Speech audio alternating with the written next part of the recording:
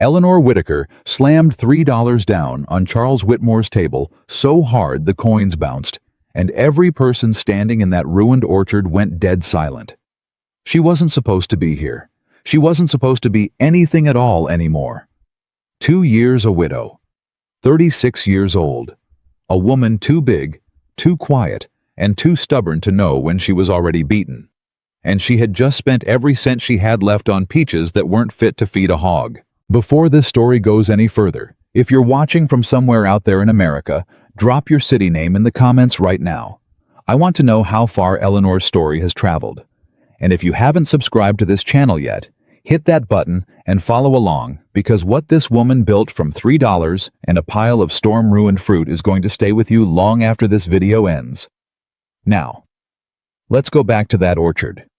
The hailstorm came on a Tuesday. It didn't announce itself. It didn't build slow the way a proper thunderstorm does, giving farmers time to cover their crop rows or pull their children inside. It fell out of a blue afternoon sky, like God had upended a bucket of gravel over Willow Creek, Colorado. And by the time anyone knew what was happening, the peach orchards on the eastern edge of town had been stripped raw. You could hear it from half a mile away, that sound. A roar, like nothing natural. Like the sky itself had decided to come down hard on everything men had built and tended and prayed over. Eleanor heard it from her kitchen window. She stood at the basin, her sleeves rolled to the elbow, washing the morning dishes, and the sound hit her before the storm did. A low percussion that shook the glass in its frame. She dried her hands on her apron and walked to the front porch, and she stood there watching the sky turn the color of a bad bruise over the ridge, and she knew. She didn't run. She didn't panic. She pressed her lips together the way she always did when something awful was coming that she couldn't stop. And she walked back inside and sat down at the kitchen table and waited for it to pass. The storm lasted 11 minutes. In 11 minutes, it unmade what 300 families had spent months building. When Eleanor walked out afterward, the air smelled of green wood and something sweet and ruined the way cut fruit smells when it's left in the sun too long. The yard was carpeted with shredded leaves and splintered branch tips. The small kitchen garden she'd been coaxing along all summer was flat to the ground, every stem bent and broken. She stood there for a long moment, her hands at her sides. Then she picked up her shawl from the porch railing and walked toward town. The road into Willow Creek was already filling with people moving in the same direction, men with their hats pulled low and their mouths set. Women with their arms crossed over their chests, the way people hold themselves when they're bracing against something they can't fix. Word travels fast in a small town, and the word that morning was simple and brutal. The orchards were gone. Not all of them. Not every tree stripped to bare wood. But the fruit, the early summer peaches that the valley had been counting on to carry half a dozen farms through the lean months, those were gone. Smashed in the mud. Split open on the ground, bruised past anything a proper buyer would touch. Eleanor reached the edge of the Harmon orchard and stopped. She had walked this road 100 times and never paid much attention to the peach trees lining the fence. But now, standing at the gate with the rest of Willow Creek crowded in behind her, she looked out at what the storm had done, and something shifted in her chest that she couldn't quite name. The ground was covered in fruit. Thousands of peaches, maybe more, lying in the mud and the wet grass. Some were split clean through. Some were barely marked at all, just a dark patch on one side where the hail had caught them wrong. The smell was extraordinary sweet and sharp and alive in a way that made your throat close up a little, because waste that size has its own particular grief to it. "Worthless," said the man standing beside her. She glanced over. She didn't know him well. A farm laborer from somewhere down the valley, one of the seasonal workers who moved through every summer and disappeared before the first frost. "The whole lot of it," he said, shaking his head. "Whitmore won't touch damaged fruit. You couldn't give that away." Eleanor looked back at the peaches. She crouched down right there at the gate in the mud and picked one up. The man made a noise behind her, a short, impatient sound, but she ignored him. She turned the peach over in her hand. The hail had caught it on the left side and left a bruise about the size of a silver dollar skin gone dark and soft in that patch. But the rest of it, the curve of gold and rose, she could see under the damage, the rest of it was perfect. She pressed her thumb to the undamaged side and felt the give of ripe fruit. She lifted it to her face and smelled it. Sweet, deep, full of summer. She set it back down, stood up, and brushed the mud off her knees. Charles Whitmore arrived an hour later in his black coat and his good boots, the ones he wore when he wanted people to remember who held the money in Willow Creek. He was a big man, not tall, but solid, with the kind of face that had learned early how to look like it wasn't surprised by anything. He walked through the crowd with his hands clasped behind his back, and people stepped aside for him, the way they always did. He looked at the ruined orchard for about 30 seconds. Then he turned to the assembled farmers and said, "Gentlemen, I'll give you 50 cents a crate for what's on the ground. That's my offer, and I won't improve it. You can take it or leave it." 50 cents a crate. Eleanor knew what a crate of good peaches brought. She knew what these men had put into their trees, the water hauled, the pruning done by hand in the cold early spring, the weeks of watching and waiting. 50 cents was an insult dressed up as charity. But the farmers looked at each other, and she could see in their faces that they were going to take it. Because what else were they going to do? The fruit was on the ground. It wasn't getting better. "What about the crates you won't buy?" she said. Her voice came out clear and steady, and she was a little surprised by that, because her heart was hammering. Whitmore turned. He looked at her the way men like him often looked at Eleanor, that quick up-and-down inventory that took in her size and her plain dress and her widow's status, and arrived at its conclusion in about 2 seconds flat. "Beg your pardon," he said. "The damaged ones," she said. "The ones you won't take even at 50 cents. What happens to those? They rot, Mrs. Whitaker." He said her name the way you'd say the name of something mildly inconvenient. "That's what happens to spoiled fruit." "I'd like to buy them," she said. Someone laughed. She didn't turn to see who. Whitmore studied her with something that wasn't quite amusement and wasn't quite contempt, but lived in the neighborhood of both. "You want to buy damaged peaches?" "Yes, sir." "For what purpose?" "That's my concern," she said. "How much?" He named a price almost as a joke. $3 for several crates of the most damaged fruit, the ones even he wouldn't insult a farmer by offering money for. Eleanor reached into the pocket of her apron. She counted out $3 in coins, which was not quite everything she had, but close enough that the difference wouldn't keep her comfortable for long, and she held it out to him. He looked at her hand. He looked at her face. And then, because he was a practical man, and $3 was $3, he took the money. The crowd that had gathered to watch the damage assessment stared at her. Some of them whispered. She heard the word "fool" pass through the air like a small stone. She paid it no attention. "I'll need help loading them," she said. In the end, a boy helped her. He appeared at her elbow without her asking, a lean 12-year-old with muddy boots and careful eyes, and he said, "I can help you with that, ma'am." And she said, "What's your name?" And he said, "Samuel Carter." And she said, "All right, Samuel Carter, let's get to work." They loaded the crates into the borrowed wagon in the afternoon heat, Samuel handing up the crates one by one, and Eleanor stacking them with the efficiency of someone who had been doing physical work her whole life, and never had the luxury of finding it beneath her. The other townspeople drifted away in ones and twos. There was nothing else to see here, just the widow who'd lost her mind spending her last dollars on garbage. Whitmore watched them from across the yard. Eleanor felt his eyes on her back the whole time, but she didn't look up. She had work to do. The farmhouse was quiet when they got back. It had been quiet for 2 years since James died of fever in the spring of '82, leaving her with the property and the debts and no particular road forward that anyone else could see.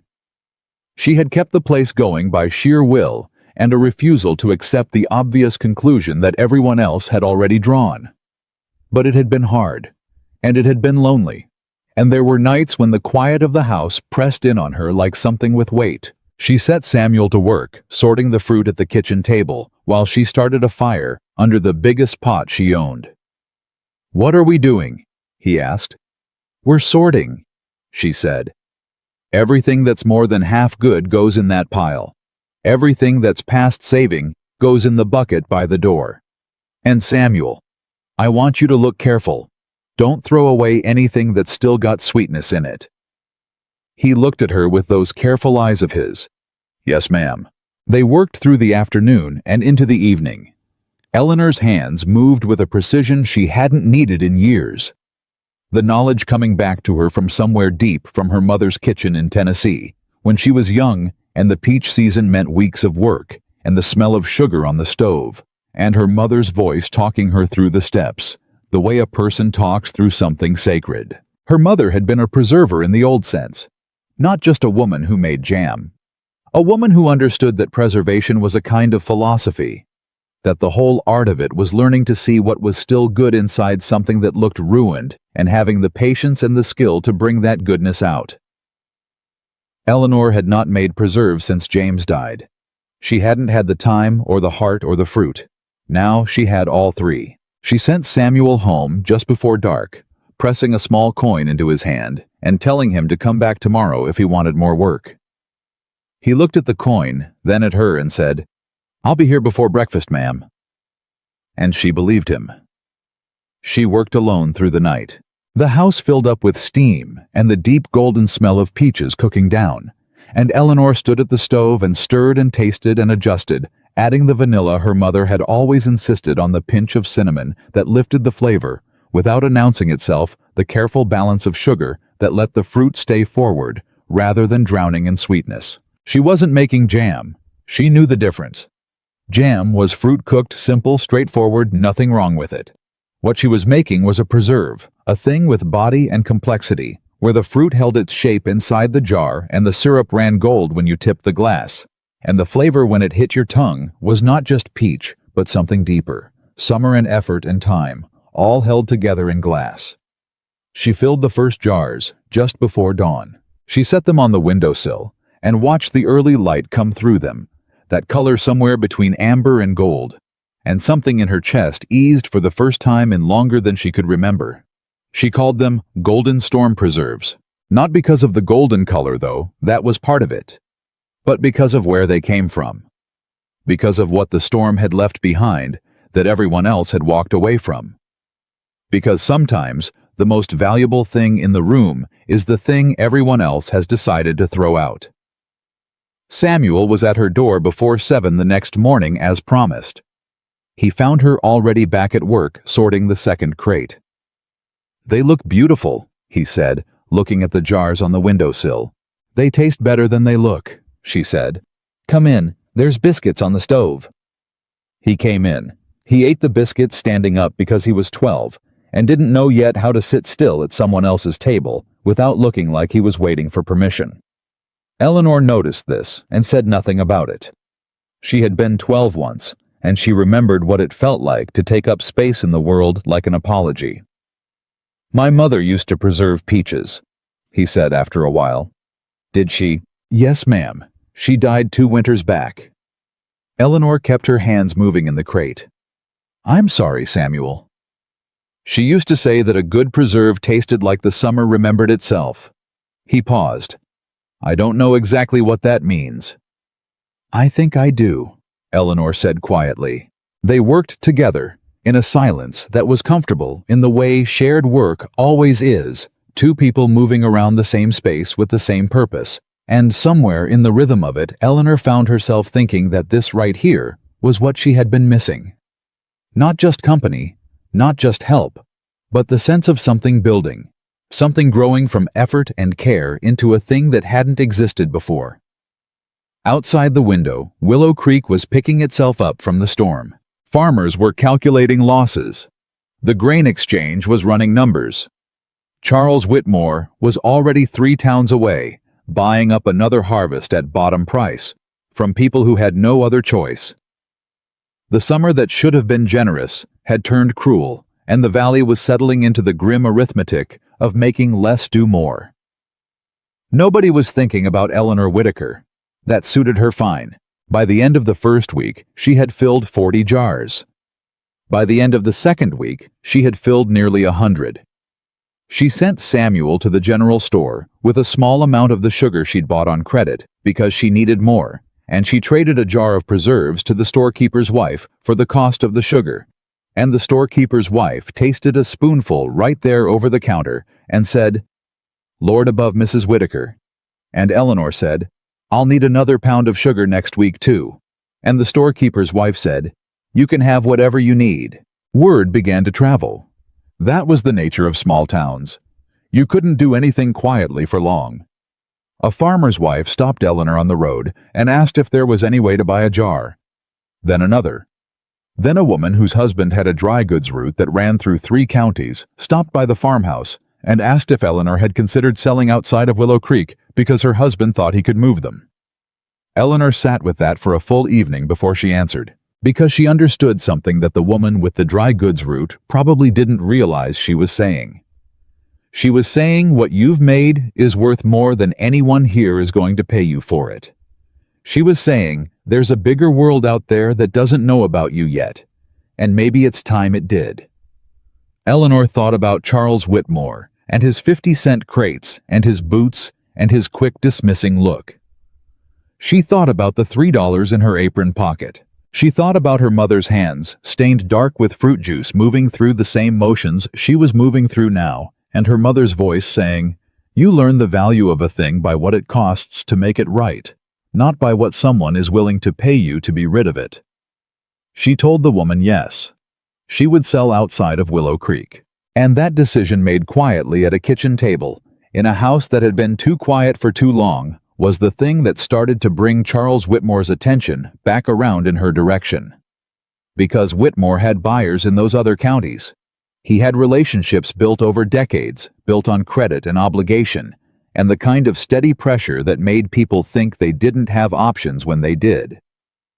And a widow selling peach preserves out of a farm kitchen shouldn't have been a threat to any of that. Except the preserves were extraordinary. People who tasted them remembered them. People who remembered them talked. And the talking had a direction to it, a current pulling toward Eleanor's farmhouse and Whitmore, who was a practical man with a good ear for the sound of money moving in directions he hadn't authorized, heard it. He heard it one morning over coffee in the bank manager's office, when the bank manager mentioned in passing that Eleanor Whitaker had paid off a small debt that morning. Cash. Whitmore set down his cup. "Mrs. Whitaker," he said. "The widow." "That's right," the bank manager said. "Came in first thing. I was surprised.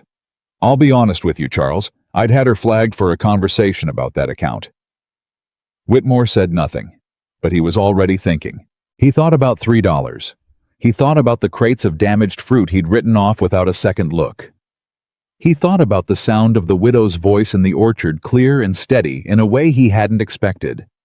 And he thought about what it meant that she had walked into the bank that morning with cash in her hand. He left the bank manager's office and walked down the main street of Willow Creek, and for the first time in longer than he could remember, he felt something he didn't care for. He felt like he'd missed something. He stood outside the dry goods store and watched Mrs. Patterson, the dry goods man's wife, arrange a small pyramid of jars in the window. Gold and amber, the light catching them like something expensive. A hand-lettered card in front of them read, "Golden Storm Preserves, made in Willow Creek, Colorado." Whitmore read the card. He looked at the jars. He thought about the peach that the widow had picked up from the mud. He thought about the way she had turned it over in her hands, deliberate and unhurried, like a woman who already knew what she was looking for and had simply come to confirm it. He had thought she was a fool.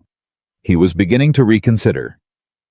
Back at her farmhouse, Eleanor was teaching Samuel how to seal a jar properly, pressing the lid down firm and true.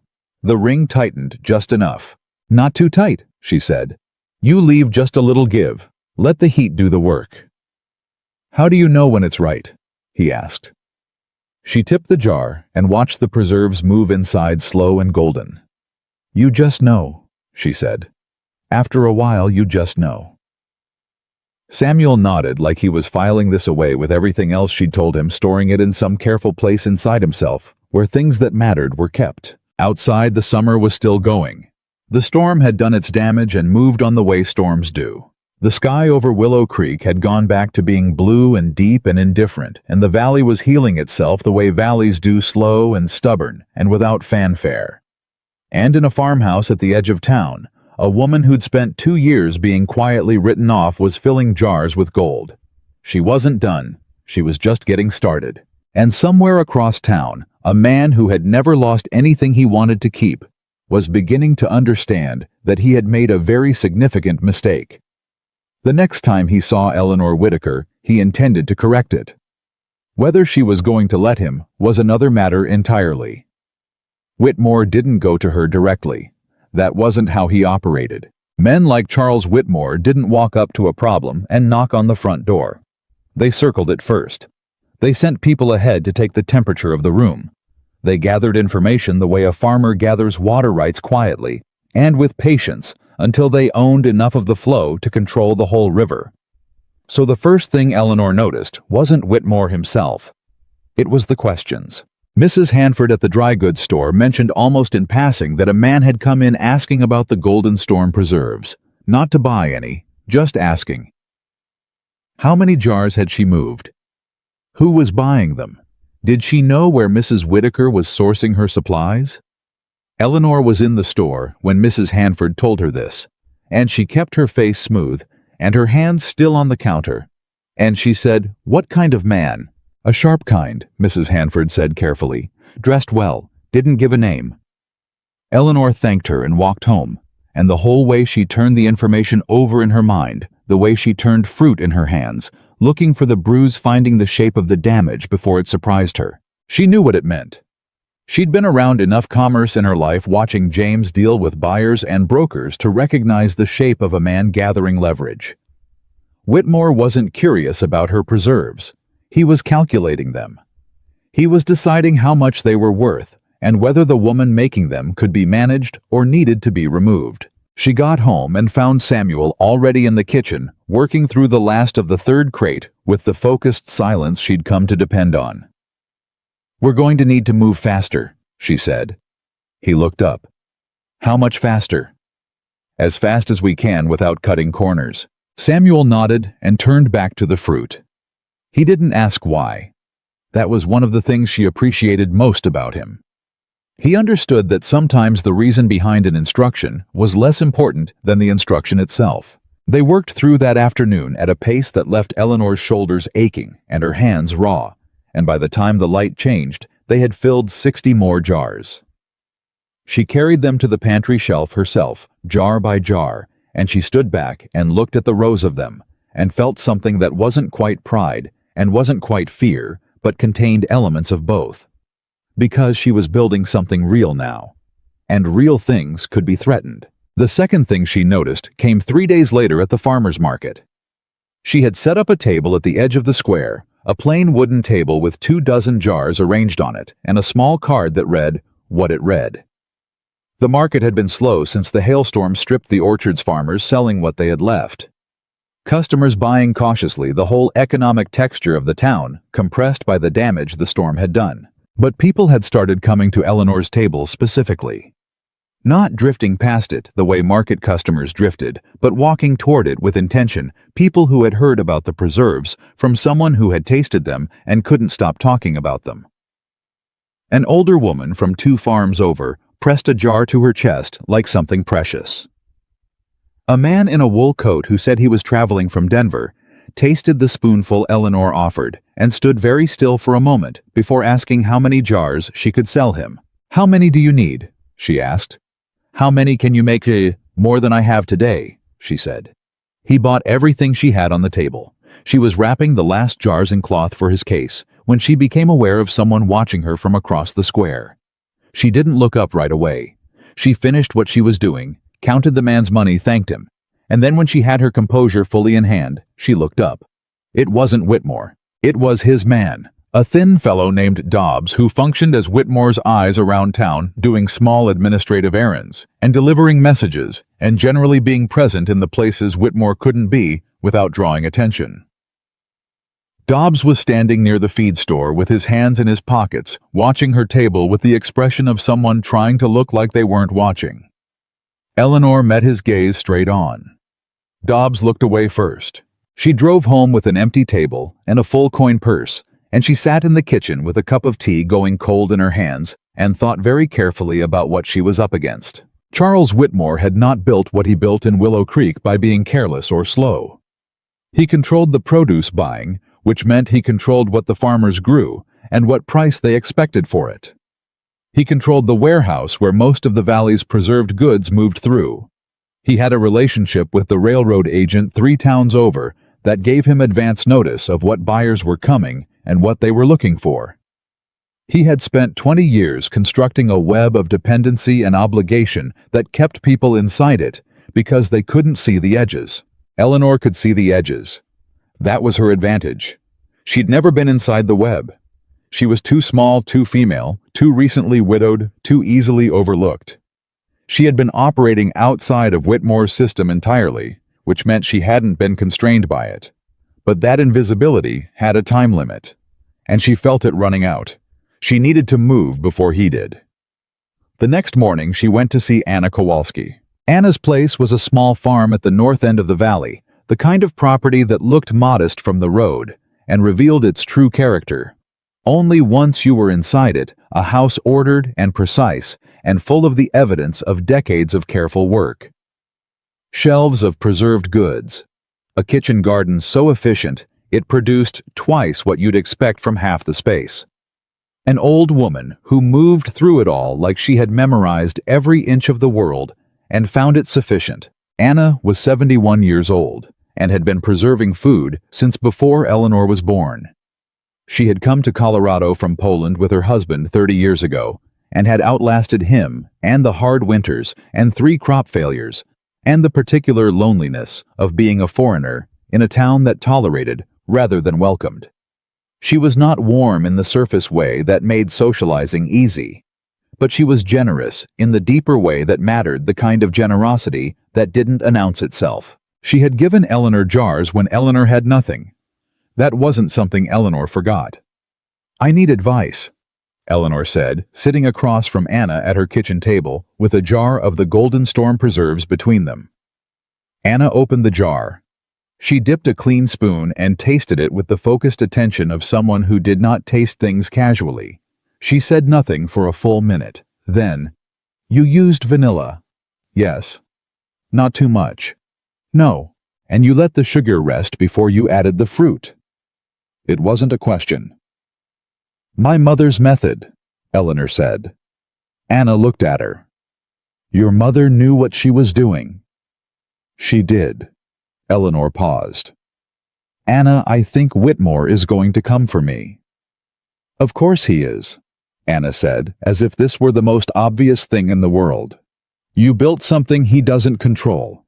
That is the only thing Charles Whitmore cannot tolerate." "What do I do?" "You already know what to do," Anna said. "You just want someone to tell you it isn't foolish." Eleanor looked at the jar between them. "Is it foolish?" "Everything worth doing looks foolish from the outside," Anna said. "What is it you're thinking?" "I want to go around him. I want to build relationships with buyers directly, not through any of his channels. I want to get to Denver before he gets to me." Anna was quiet for a moment. "You'll need more product than you can make alone." "Yes? And you'll need someone they'll take seriously when you walk into a room." Eleanor felt that land. It was true, and Anna knew it was true, and she wasn't saying it to be cruel. She was saying it because it was a fact, the same way weather was a fact, the same way distance was a fact. Eleanor was a woman and a widow, and she carried herself with dignity. But dignity alone wouldn't open certain doors. "I was thinking of Mr. Calloway," Eleanor said. "He drove freight to Denver twice a month before his contract with Whitmore ended." "I know Ed Calloway," Anna said. "He's honest." "Mostly," Anna allowed. "Could you speak to him? He'd listen to you before he'd listen to me." Anna studied her. "You're asking me to use my name." "I'm asking you to use it for something worth using it on," Eleanor said. A long pause. "Leave the jar," Anna said finally. Eleanor drove home feeling something she hadn't felt in 2 years. Not hope exactly. Something more grounded than hope. Something more like momentum. The feeling of a thing beginning to move that had been still too long. She was wrong about the timing. Because Whitmore didn't wait. He came to the farmhouse himself 2 days later at mid-morning in his good coat. Samuel was in the kitchen sorting the last of the fruit when they heard the horse on the road, and Eleanor was at the stove, and she said without turning around, "Go in the back, Samuel." "Who is it?" "Go in the back," she said again, quiet and firm. He went. Eleanor wiped her hands on her apron and walked to the front door and opened it before Whitmore had finished climbing down from his horse.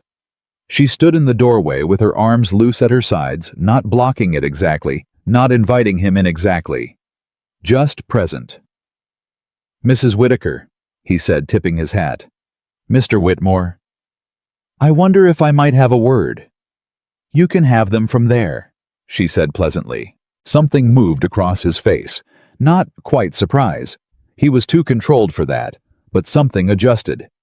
"I'll be brief," he said. "I believe we may have gotten off on the wrong foot, at the orchard. Did we? I want to make you an offer, a fair one." He named a price per jar. It was better than she'd expected him to open, with which told her two things: he had more information than she'd realized, and he was more interested than he was letting on. She looked at him for a moment without speaking, letting the silence do some work. "That's kind of you," she said, "but I'm not selling." "Not selling any—" "Not to you," she said. "Not at any price." That got through. She saw it. The slight tightening around his eyes, the way his hand moved, and then stopped. "Mrs. Whitaker," he said, and his voice had changed just slightly. The pleasantness thinned to something underneath it that was harder and less patient. "I've been doing business in this valley for 20 years. The people I work with prosper. The people who work against me find things considerably more difficult. I'm sure you understand what I mean." "I do," she said. "And I want you to understand what I mean when I tell you that I know exactly who you've been doing business with for 20 years. I know what you paid them. I know what their product was worth, and I know what you offered, and I know what they took because they thought they had no choice." She kept her voice even. "I'm not one of them." He stared at her. "Good morning, Mr. Whitmore," she said, and she stepped back and closed the door. Inside, the only sound was the preserves on the stove and her own heartbeat, which was considerably faster than her face had let on. She stood with her back against the door for 1 full minute. Then she walked to the back of the house, where Samuel was standing in the narrow hallway with his eyes wide. "Is he gone?" he asked. "Not yet," she said. "But he will be." Samuel looked at her face. "You turned him down." "Yes." "What happens now?" Eleanor moved past him toward the stove, checking the heat under the pot, with the automatic competence of someone who couldn't afford to burn a single jar's worth of fruit. "Now we work faster," she said. She was right to worry. Within the week, things started going wrong in the specific way things go wrong when someone with influence has decided to make them go wrong. The family she'd arranged to buy extra jars from for resale suddenly found themselves unavailable. No explanation. Just a door that didn't open when Eleanor knocked on it. The farmer who had agreed to let her use his wagon for a delivery run to the neighboring town sent his son to tell her the wagon was needed elsewhere. The general store received a visit from a man representing a wholesale buyer in Denver, who was apparently very interested in stocking the store's shelves with a broader range of preserved goods at very competitive prices if the store could commit to an exclusive arrangement for a period of 12 months. Mrs. Hanford told Eleanor about this visit with the strained expression of someone delivering bad news they hadn't asked to be involved in. "I didn't agree to anything yet," she said. "But Eleanor, I have to think about my business." "I understand," Eleanor said. She did understand. That was the part that was hardest to keep herself steady around. She understood why people made these choices. She understood what Whitmore offered and what he threatened, and she understood that most people in this valley had more to lose than she did because she was already at the bottom of what she could afford to lose, which was, in a strange way, a kind of freedom. She went home that evening and sat at the kitchen table with her ledger and her pencil, and she worked the numbers without softening them. What she had, what she needed, what she could do, and what she couldn't. And then she wrote a letter. She wrote to a woman named Margaret Dole in Denver, a name Anna had given her, a woman who ran a supply business and was known for dealing fairly with people who brought her quality goods. Eleanor had never met Margaret Dole. She had nothing to offer her except the quality of the product and the honesty of the letter itself. She wrote it 3 times before she got it right. The first version was too apologetic. The second was too formal. The third was simply true, a woman explaining what she made and why it was worth a buyer's time with no performance of smallness and no overclaiming. She sent it with Ed Calloway on his next run to Denver. She might not respond, Calloway said, not unkindly. She might, Eleanor said. And if she don't, then I'll write the next letter, Eleanor said. Calloway looked at her for a moment with a complicated expression. Something between respect and the specific concern of a man who has watched a number of good people lose to Charles Whitmore over the years. You know what you're doing, he said. It wasn't entirely a question. I'm learning, she said honestly. But I'm learning fast. She was. Every day brought a new lesson, some of them kind and some of them harsh. The harsh ones were instructive in a way the kind ones couldn't be. She learned which people in Willow Creek would hold a position under pressure and which would drift toward whoever applied the most heat. She learned which relationships were built on real regard and which were built on convenience. She learned that the people who had the least were sometimes the most reliable, because they had nothing to protect except their own word, like Samuel. He showed up every single morning without fail. He didn't mention his wages, which were small and sometimes late when Eleanor was moving money around. He didn't ask questions about the business arrangement with Whitmore, or what it meant for his own position. He showed up, did his work with the focused care he brought to everything, and went home. One evening later than she'd meant to keep him, she found herself telling him about her mother. Not in any organized way, just talking while they worked. The way you talk when you've been quiet for too long and the words start to come out sideways. She taught me this recipe when I was about your age, Eleanor said. Sat me down at the table and walked me through it step by step. Said it was the most important thing she could teach me. Preserving, Samuel asked. Looking, Eleanor said.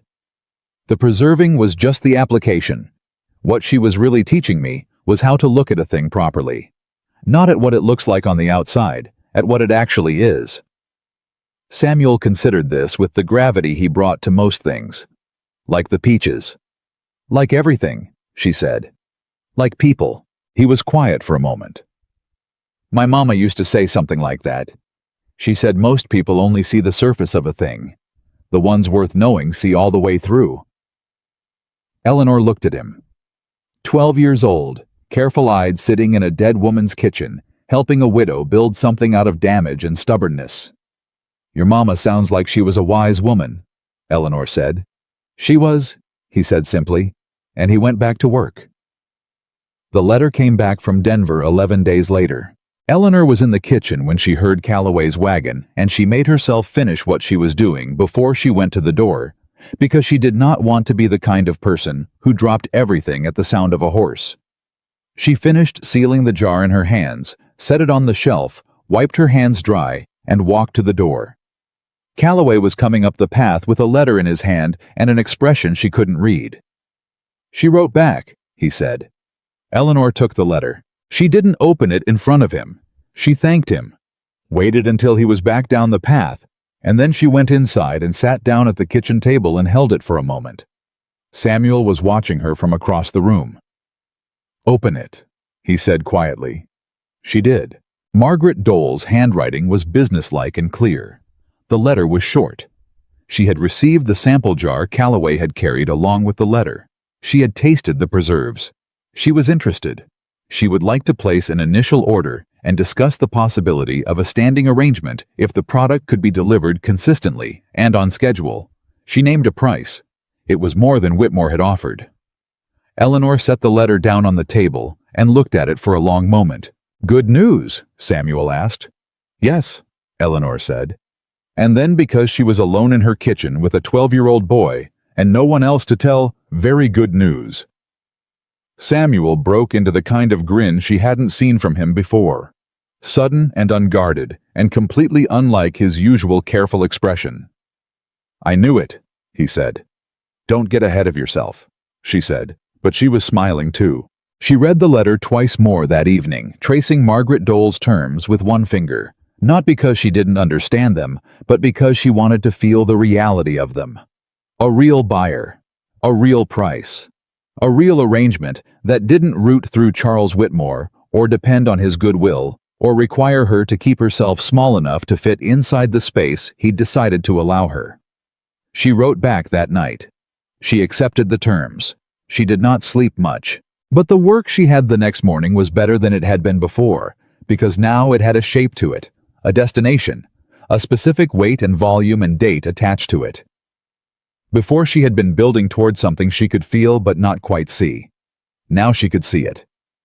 She told Calloway she would need his wagon for a Denver run within the month. She told Anna what had happened and watched the old woman's face go still and then slowly warm in a way that was the closest Anna ever came to open joy. She told Samuel she would need him every day from now on, full days, and that she would pay him a fair wage, starting immediately. And he looked at her with those careful eyes and said, "Yes, ma'am," and then looked down at the table for a moment and said, "Mrs. Whitaker, I appreciate it." "Samuel," she said. "So do I." The thing about momentum is that it looks effortless from the outside. People see the wagon moving, and they don't see the long hours of pushing it uphill before it got to the point where gravity would carry it. They see the full shelves, and don't see the nights Eleanor worked past midnight, the mornings she woke up with her hands aching, the days she counted coins with one eye closed against the arithmetic of not quite enough. But the wagon was moving now, and Charles Whitmore knew it. The evidence of this was not subtle. The same week Eleanor sent her reply to Margaret Dole, a rumor started moving through town that her preserves had made someone sick. Nothing specific, nothing with a name attached to it. Just a murmur, the way rumors move when they're engineered, rather than organic person to person, door to door. Eleanor heard it from Mrs. Hanford, who told her with an apologetic expression, and both hands pressed flat on the counter between them. "I don't believe it," Mrs. Hanford said immediately. "I need you to know that. But people are talking." "Who started it?" Eleanor asked. "I couldn't say." Eleanor looked at her directly. "Couldn't or won't?" Mrs. Hanford looked uncomfortable. "Eleanor, I have to live here." "So do I," Eleanor said quietly. She left the store and walked home with the rumor sitting behind her breastbone like something she'd swallowed wrong. Not because she was afraid it would work, but because of what it revealed about how threatened Whitmore felt. You didn't spend effort on someone you thought was going to fail on their own. You didn't manufacture rumors about a woman making jam in her kitchen if you thought she was going to run out of fruit and give up by winter. He was paying attention to her, which meant she was the right size to worry about. That evening, Eleanor sat down with Samuel and told him plainly what was happening. He was 12, and she had been treating him with the honest respect of someone older because he had earned it, and she saw no reason to manage him differently now. "He's going to try to hurt the business," she said. "The way he can do that is by making people doubt the product. We need people who will speak to what they know, who have tasted the preserves and will say so." "Who?" Samuel asked. "That's what I need to think about," she said. But Samuel was already ahead of her. He had been moving through the town with the particular invisibility of a boy on foot, and he had heard things and seen things and filed them in that careful interior place of his. "Mrs. Kowalski," he said. "Everyone respects her. She's been here longer than most, and she's never told a lie that anyone knows of." "Anna," Eleanor said. "Yes." "And the Harmon family," he said. "Tom Harmon said to his brother just last week that your preserves were the only reason they were going to make their supply payment this season." Eleanor looked at him. "When did you hear that?" "I'm around," he said simply. She thought about Tom Harmon, a quiet man, third-generation farmer. He had lost more of his crop than most in the hailstorm, and Eleanor had paid him a fair price for the damaged fruit, more than Whitmore would have offered for good fruit in a good year. He had no particular reason to love her, and every practical reason to be grateful. "All right," she said. "I'll talk to Tom in the morning." "And the women from the church circle," Samuel added. "Mrs. Reed and Mrs. Albright. They've both bought jars and they talk." Eleanor almost smiled. "You've been paying a lot of attention." "You told me to look for what's still good inside something that looks damaged," he said. "I figured that applied to people too." She looked at him for a long moment, at the boy who had appeared at her elbow in the mud, who had worked without complaint and without drama, who had turned out to have a mind as careful and precise as the hands he used to sort fruit. "Samuel," she said, "your mother was right about you." He looked at the table, said nothing, but the tips of his ears went red. The next morning Eleanor got up before dawn. She built the fire, set the kettle on, and stood at the window in the dark, looking out at nothing in particular. She was thinking about her mother, about a kitchen that smelled like summer and labor, about hands moving through the same motions she was moving through, about a voice saying things that had taken her 36 years to fully understand. The value of a thing her mother had told her is not decided by the person who wants to pay you the least for it. Eleanor pressed her hand flat against the cold glass of the window. Outside, the sky was beginning to lighten at the edges. There was a lot of work to do. She put on her apron and started. Tom Harmon came to the door before Eleanor had finished her second cup of coffee. She heard his boots on the porch, that particular heavy tread of a big man trying to step quiet, and she set her cup down and went to the door before he could knock a second time. He stood there with his hat in his hands, turning it slowly the way men did when they had something uncomfortable to say and hadn't yet decided how to start. "Tom," she said. "Come in." "I won't stay," he said. "I just needed to—" He stopped. Started again. "I heard what's being said about your preserves, Mrs. Whitaker. Making people sick and all." He shook his head. "I want you to know that's not true. My whole family's been eating those preserves since August, and there ain't been a sick day among us." Eleanor looked at him steadily. "I know it's not true, Tom. I know you know," he said. "But I wanted you to hear that I know it too. And I wanted you to know that if you need someone to say so publicly, I will." Something in her chest loosened. "That means more than I can say." He nodded, still turning the hat. Then he said more quietly, "Mrs. Whitaker Whitmore came to see me yesterday." She went still. "He offered me a contract," Tom continued. "Better price per crate than I've ever gotten from him. Exclusive arrangement," he said. "Good terms all around." He paused. "All I had to do was stop selling damaged fruit to you." Eleanor held his gaze. "What did you tell him?" Tom Harmon put his hat back on his head and settled it with one firm press. "I told him I'd think about it," he said, "and then I came here." The morning air between them was very quiet. "Tom," she said carefully, "if that contract is good for your family—" "It's a bribe," he said flatly, "and a man who takes a bribe to hurt a neighbor isn't worth the corn he's trying to protect." He looked at her directly for the first time since he'd arrived. "You paid me a fair price for fruit nobody else would touch. You kept my family out of a very bad winter, Mrs. Whitaker. That's not something I forget." She thanked him. She meant it completely. After he left, she stood at the kitchen window and let what he'd told her settle through her. Whitmore was moving. And he was moving faster than she'd expected, which meant the Denver arrangement was more threatening to him than she'd calculated. You didn't offer a man like Tom Harmon a premium contract just to inconvenience a widow. You did it because the widow had become something that needed to be stopped before it grew too large to stop. She was growing. She hadn't let herself say that plainly until now. But it was true. The orders from Margaret Dole had come inconsistent and increasing. The women from the church circle had started telling their daughters and sisters in neighboring towns. 3 weeks ago, a man from a hotel in Colorado Springs had written to ask if she could supply their kitchen. She had written back yes before she fully understood how she would manage the volume, because her mother had also told her never to turn away the door that was opening until you'd at least looked through it. The supply problem was real. She knew it. Samuel knew it. Anna had known it before either of them had put words to it.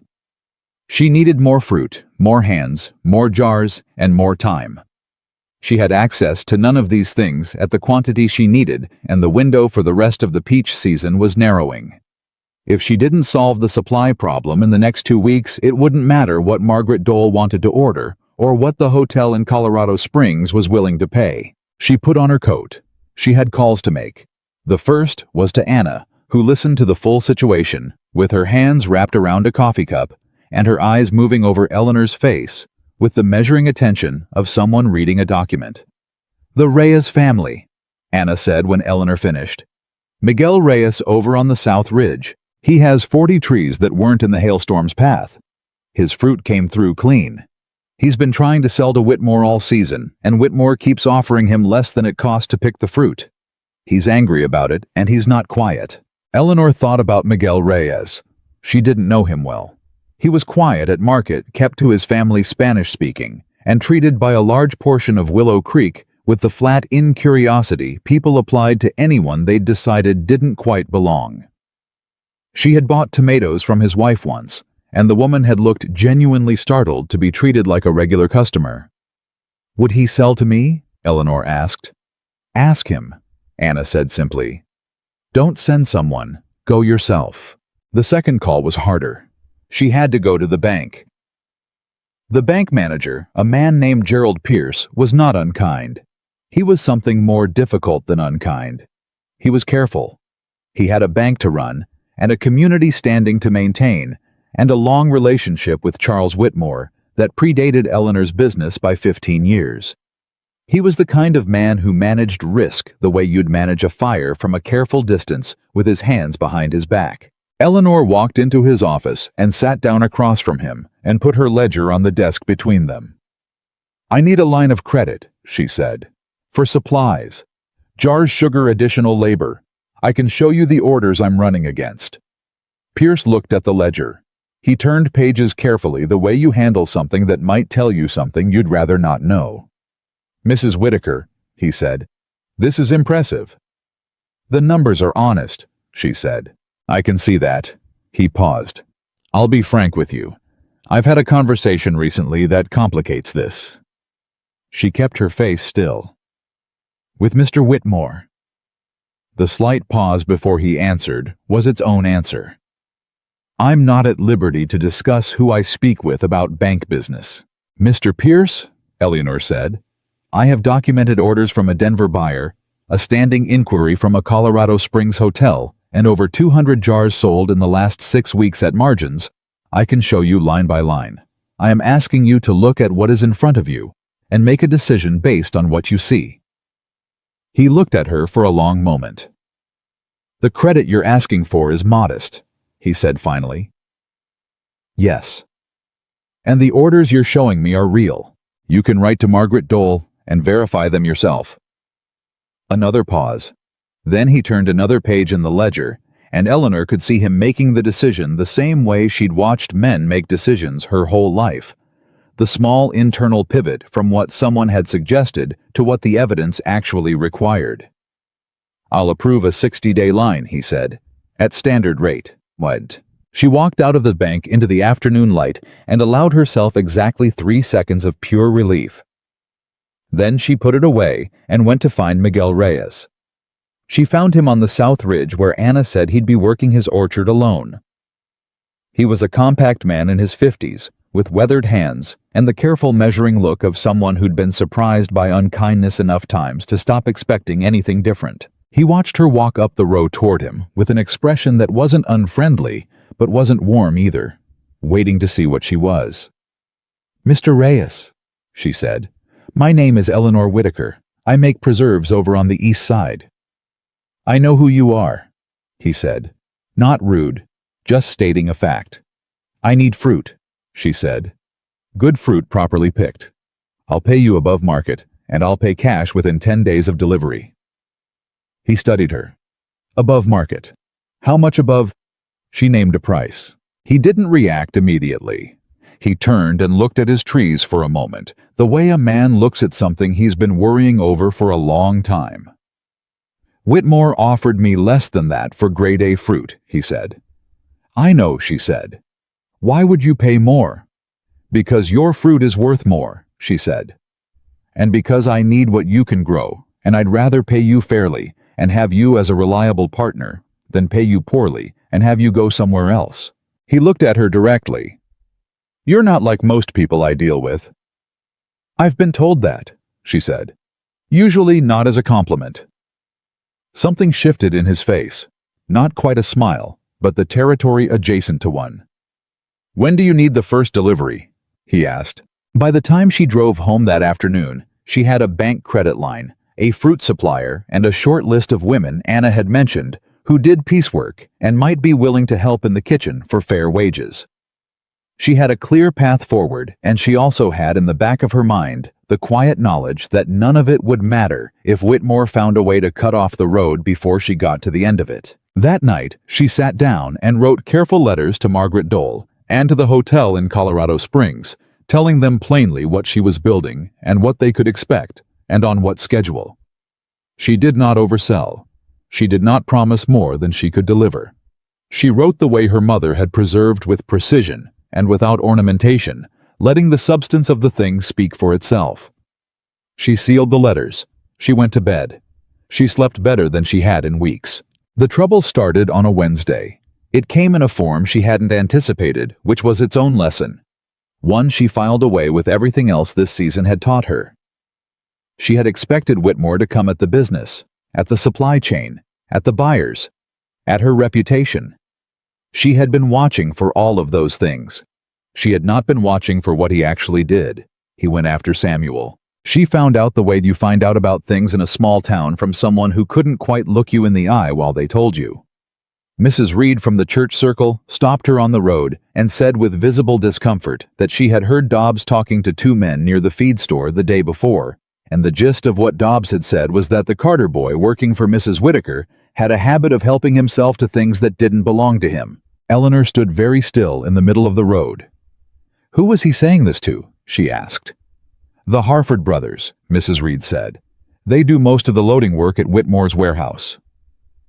The Harford brothers, who were also Eleanor knew the brothers of the woman Samuel sometimes stayed with when his living situation at his current boarding place became difficult.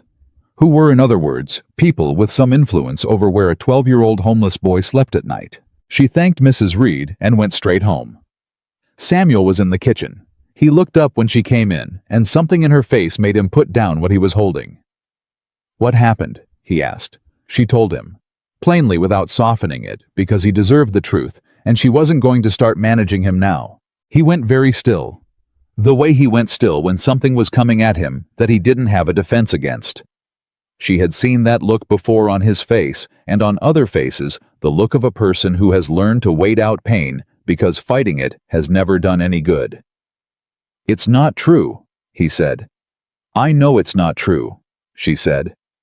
Does it matter? He said. And the weight in those 3 words was not a 12-year-old's weight.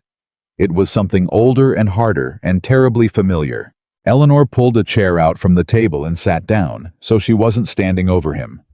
It matters, she said, and I'm going to make sure it matters. But I need to know something first. Is there anyone in this town besides the Harford family who has any kind of say over where you live? He thought about it.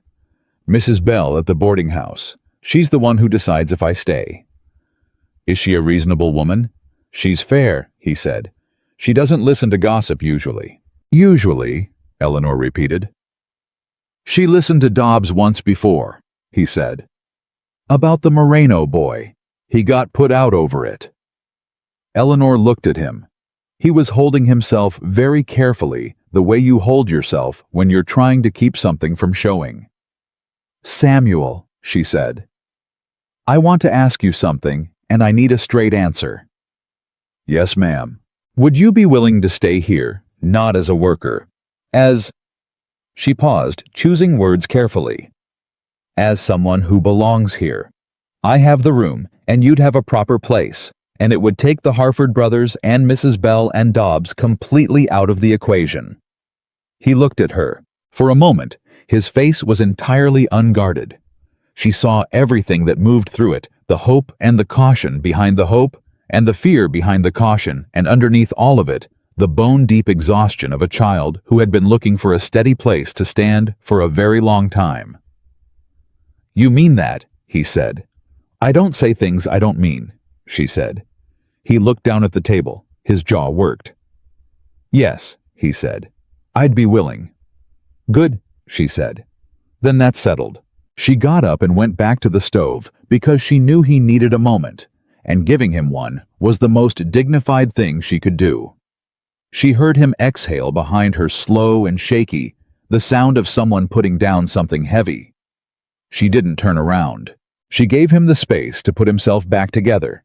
And when he came to stand beside her at the stove a few minutes later, his face was its usual careful self, and she handed him a wooden spoon and said, "Watch the temperature on this batch," and he said, "Yes, ma'am," and they worked.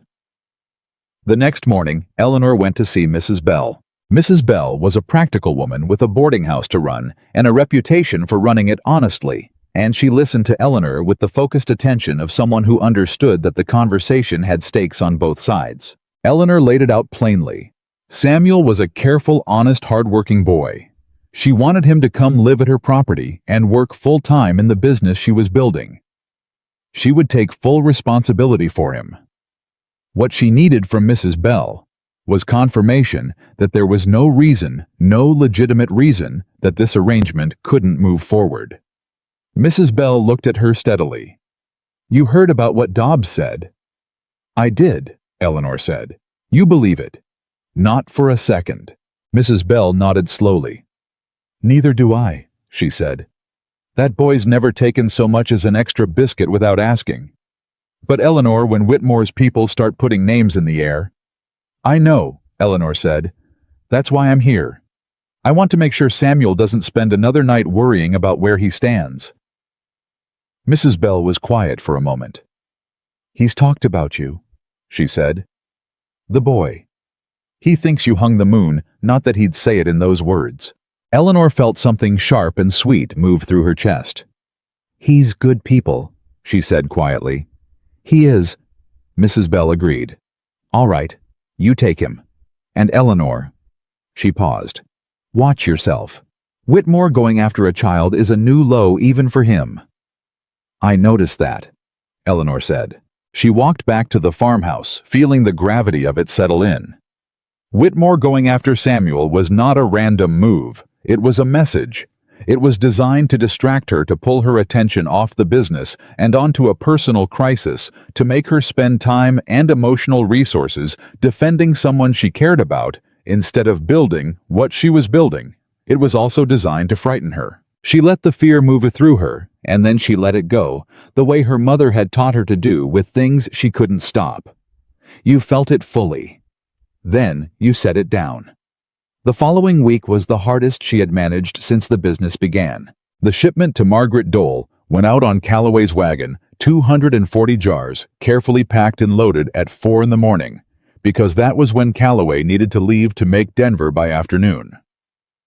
Eleanor was there for the loading, Samuel beside her, and when the wagon rolled out of sight, she stood on the road for a moment in the dark and let herself feel the enormity of what she had just sent out into the world.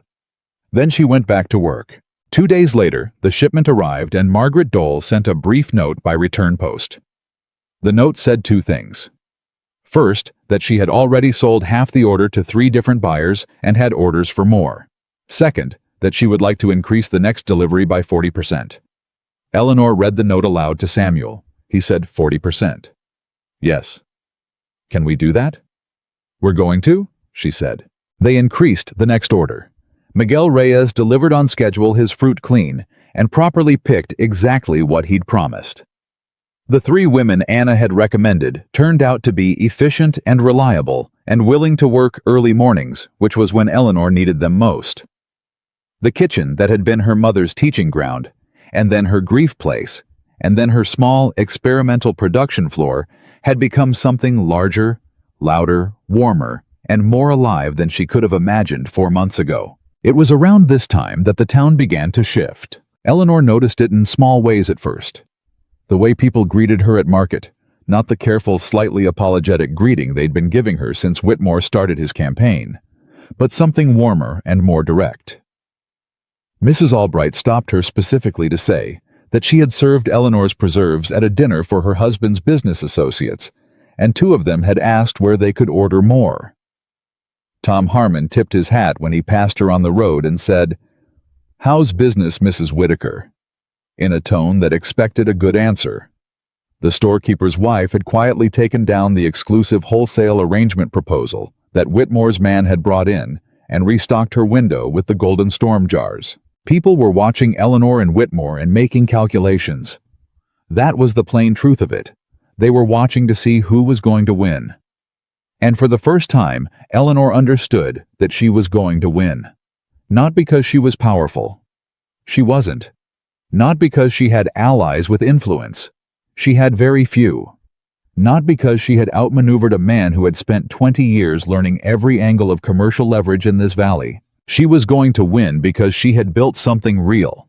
Something people actually wanted.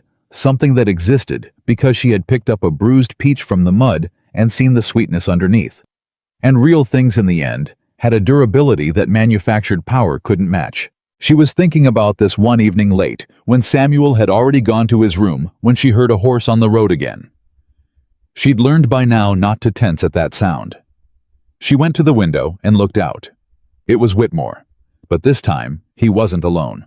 There were two men with him, neither of whom she recognized, both dressed better than Willow Creek men usually dressed. And the way Whitmore sat his horse was different from the last time he'd come to her door. He wasn't coming to negotiate. She understood that immediately, the way you understand certain things in your body before your mind catches up. He wasn't coming to make a deal. He was coming to deliver a consequence. She straightened her back. She put her hand on the door, and she opened it before he reached the porch. "Mr. Whitmore," she said. He looked up at her from the yard, and in the last of the evening light, she could see that his face had lost whatever remained of the polite overlay he'd been wearing. "Mrs. Whitaker," he said, "these gentlemen represent a legal interest in a matter I think we need to discuss." She looked at the two men. Legal interest. That was the shape of it. He had found something or manufactured something, some claim against her property or her credit or her right to operate. Her heart was hammering, but her voice was perfectly level when she said, "Then you'd better come in." She turned and walked back into the kitchen. She put the kettle on because her hands needed something to do. Behind her, the door opened, and Charles Whitmore and his legal men walked into her house, and Eleanor Whitaker turned around to face them. The two men Whitmore brought with him were named Calder and Fitch. Calder was the one who talked. He was a Denver lawyer with a leather case and the smooth, practiced voice of a man who had delivered bad news to enough people that he'd stopped seeing their faces when he did it. Fitch was quieter, older, and carried himself with the specific stillness of someone whose job was to make sure the other person understood that leaving wasn't an option until the conversation was finished. Eleanor set 3 cups on the table. She did not ask if they wanted coffee. She poured it and set it in front of them, and sat down across from Whitmore with her hands flat on the table, and she waited. Calder opened his case. "Mrs. Whitaker," he said, "I'll be direct with you. There is a lien on this property filed against your late husband's estate in the amount of $212, originating from a commercial debt to the Willow Creek Merchant Cooperative in 1881. That debt was never settled before Mr. Whitaker's death, and under Colorado territorial statute, it transfers to the surviving heir." He paused. "That's you, ma'am." Eleanor looked at the paper he laid on the table. She had known about the debt. She had known about it the way you know about a rock in a field you've been walking around for 2 years, carefully, deliberately, because you couldn't afford to deal with it directly. James had borrowed against the property when the first winter after they arrived stripped the kitchen garden to nothing, and they needed feed for the animals and flour for the winter. He had intended to pay it back by spring. Then he died, and the debt sat, and Eleanor had been managing it in her mind as something she'd address when the business got strong enough. It wasn't strong enough yet. Not by $212. "The cooperative," she said carefully, "is under whose management now?" Calder glanced at Whitmore. Whitmore said nothing, but the glance was its own answer. Eleanor looked at the paper again. Then she looked at Whitmore directly. "You bought the debt," she said. He met her eyes. The cooperative transferred certain outstanding accounts. It's a common commercial practice. When? She asked. Recently, he said. How recently? A pause. That's not relevant to... It is relevant, she said, keeping her voice even. Because if you acquired that debt after I declined your offer for the business, then what you're doing here tonight isn't debt collection. It's retaliation. And I imagine a Denver lawyer knows the difference between those two things. Calder's expression did something small and involuntary. She filed that away. The debt is legally valid, he said, regardless of when it was acquired. I'm not disputing the debt, Eleanor said. I'm disputing the timing and the purpose. She stood up. Gentlemen, I'd like you to leave now. Whitmore didn't move. Mrs. Whitaker, you don't have $200. We both know that. The reasonable resolution here is... I said good night, Mr. Whitmore. He looked at her for a long moment, the look of a man deciding whether to escalate. Then he stood slowly and buttoned his coat. You have 30 days, Calder said, collecting his papers, after which the lien can be executed and the property... I heard you, Eleanor said. She held the door until all three of them were through it. She closed it. She turned the latch. Then she stood in the middle of her kitchen and let herself feel the full weight of what had just happened, because her mother had also taught her never to run from the true size of a problem. You looked at it straight. You let it be as large as it actually was. And then you figured out what to do next. $212 in 30 days. She sat down. Samuel's door opened. He stood in the hallway in his work clothes because she suspected he hadn't actually been sleeping, and looked at her face. How bad, he said. She told him. He came and sat across from her at the table, and they looked at the number together, the way you look at a problem you both have to solve. Can you get it from the Denver sales? He asked. Not in 30 days. Not reliably. Margaret Dole pays net 45. Mrs. Kowalski. I won't ask Anna for money, Eleanor said. She's given enough. Tom Harmon. She shook her head. Tom has his own debt. The hailstorm hit him hard. Samuel was quiet for a moment. He had his thinking face on the one that meant he was going through everything methodically, the way he sorted fruit patient and precise, not discarding anything until he'd examined it. The hotel in Colorado Springs, he said. The one that wrote to you. I can't produce enough product fast enough for an order that would cover it. What if you ask them for an advance, he said. On a confirmed future order. Some buyers do that. Eleanor looked at him. She had not thought of that. Not because it wasn't sensible, but because her whole life she had been conditioned to believe that asking for things in advance of delivering them was presumptuous. The kind of boldness reserved for men with connections and established names, not widows operating out of a farm kitchen.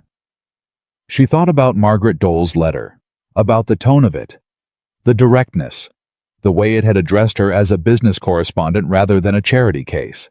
I'd have to offer them something worth advancing against, she said slowly. An exclusive arrangement for a season, first right of supply. They want your preserves, Samuel said. You said the man's letter was eager.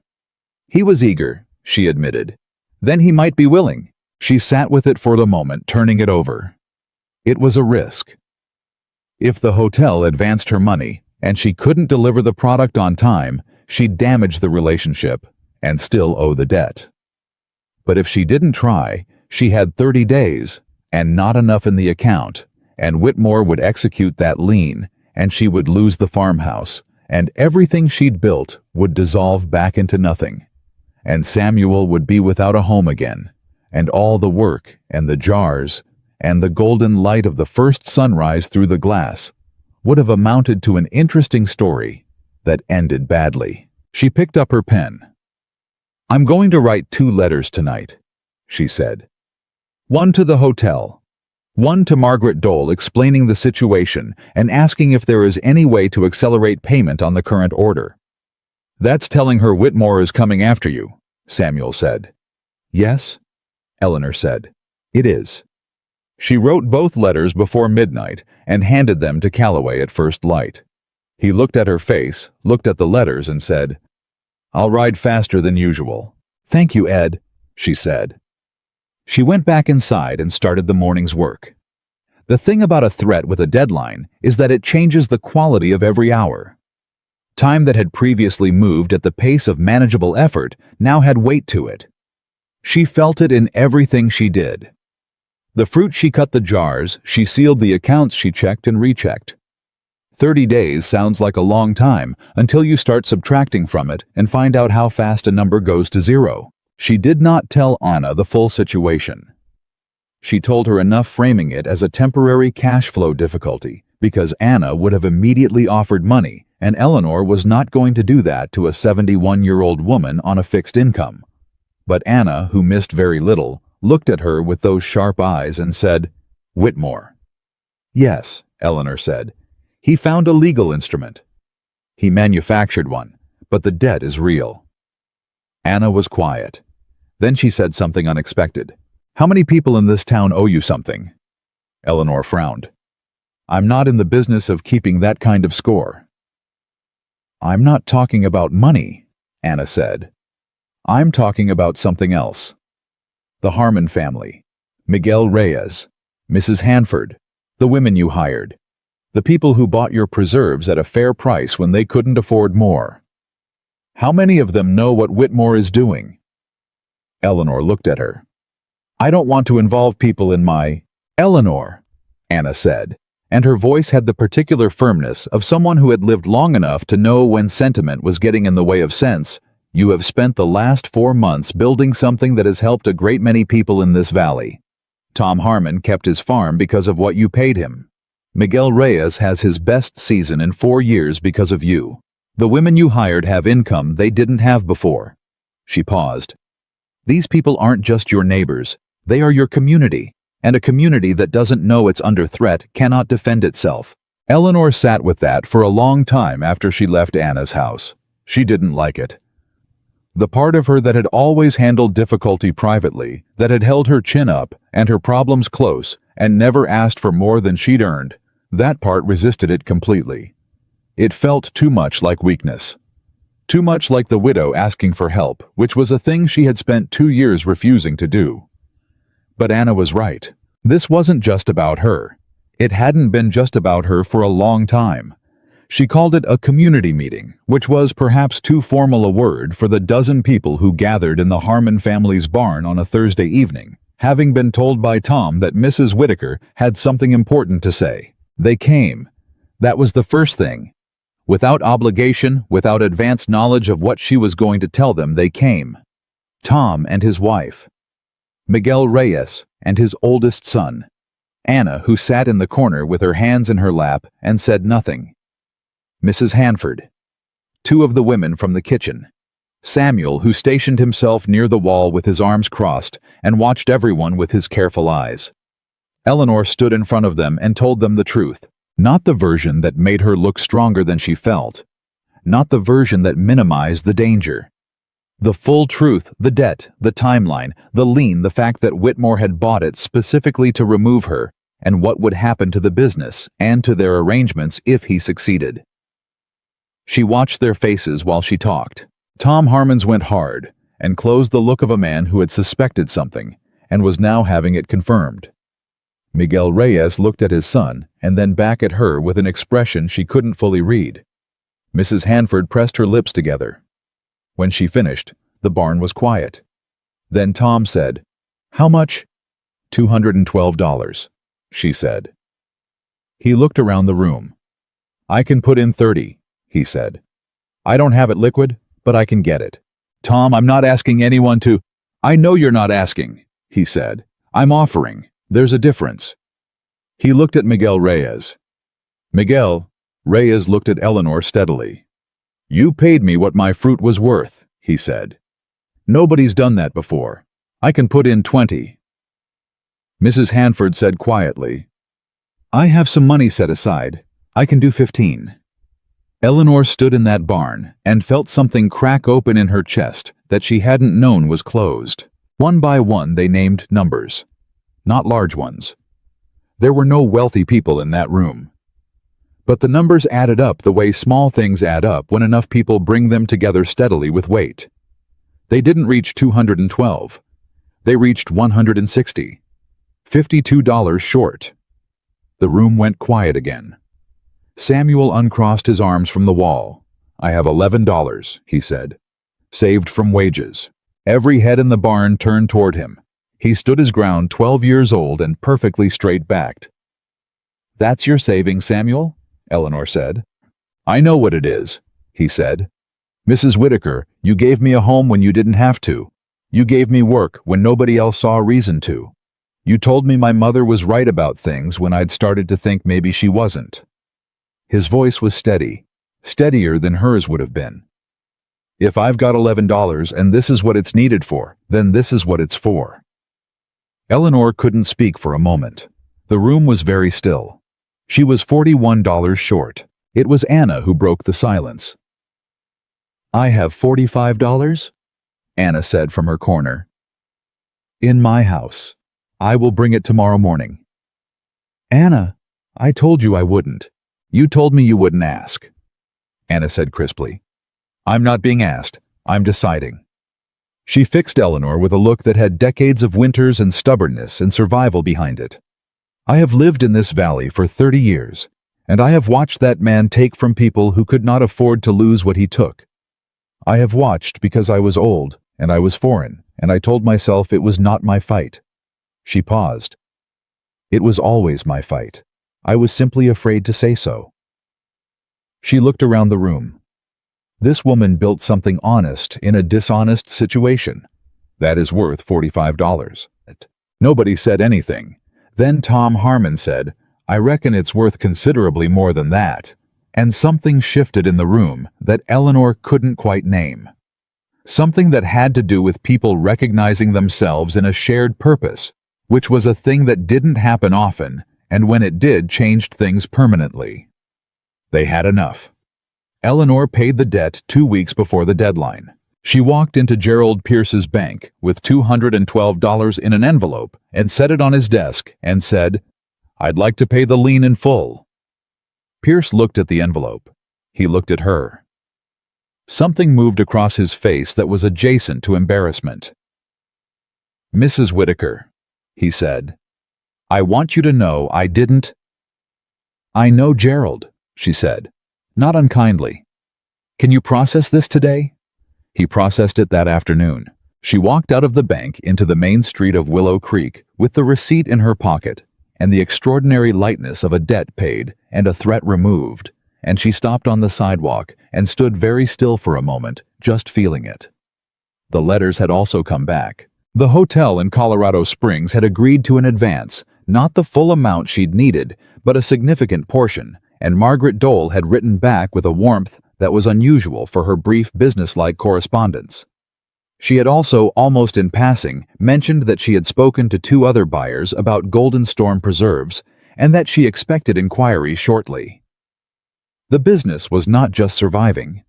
It was growing in directions Eleanor hadn't reached for yet, and Whitmore had used his best weapon, the legal instrument, the financial lever, the kind of pressure that had dismantled a dozen smaller operations over the years, and it had not worked. He found out she'd paid the lien through Pierce, presumably because Pierce was a banker and couldn't keep a poker face worth a damn, and when he found out he did something Eleanor had not expected.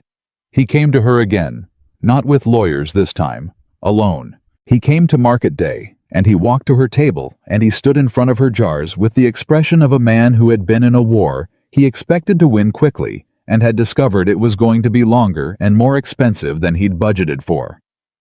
"Mrs. Whitaker," he said. "Mr. Whitmore," she said. People nearby were watching. She knew that. She knew every person within 20 feet had gone quiet and slightly still in the particular way of people who want to hear something without appearing to listen. "I underestimated you," he said.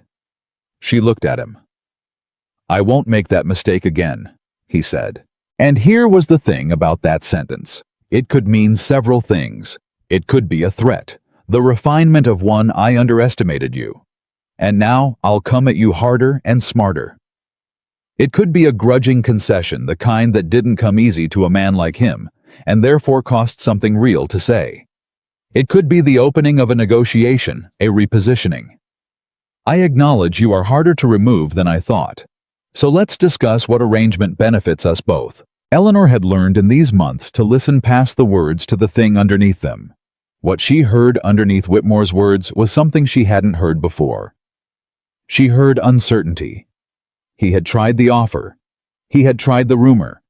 He had tried the social pressure and the supply chain interference and the legal instrument. And she was still standing behind her table with her jars in a row and a line of customers waiting. He didn't know what to try next.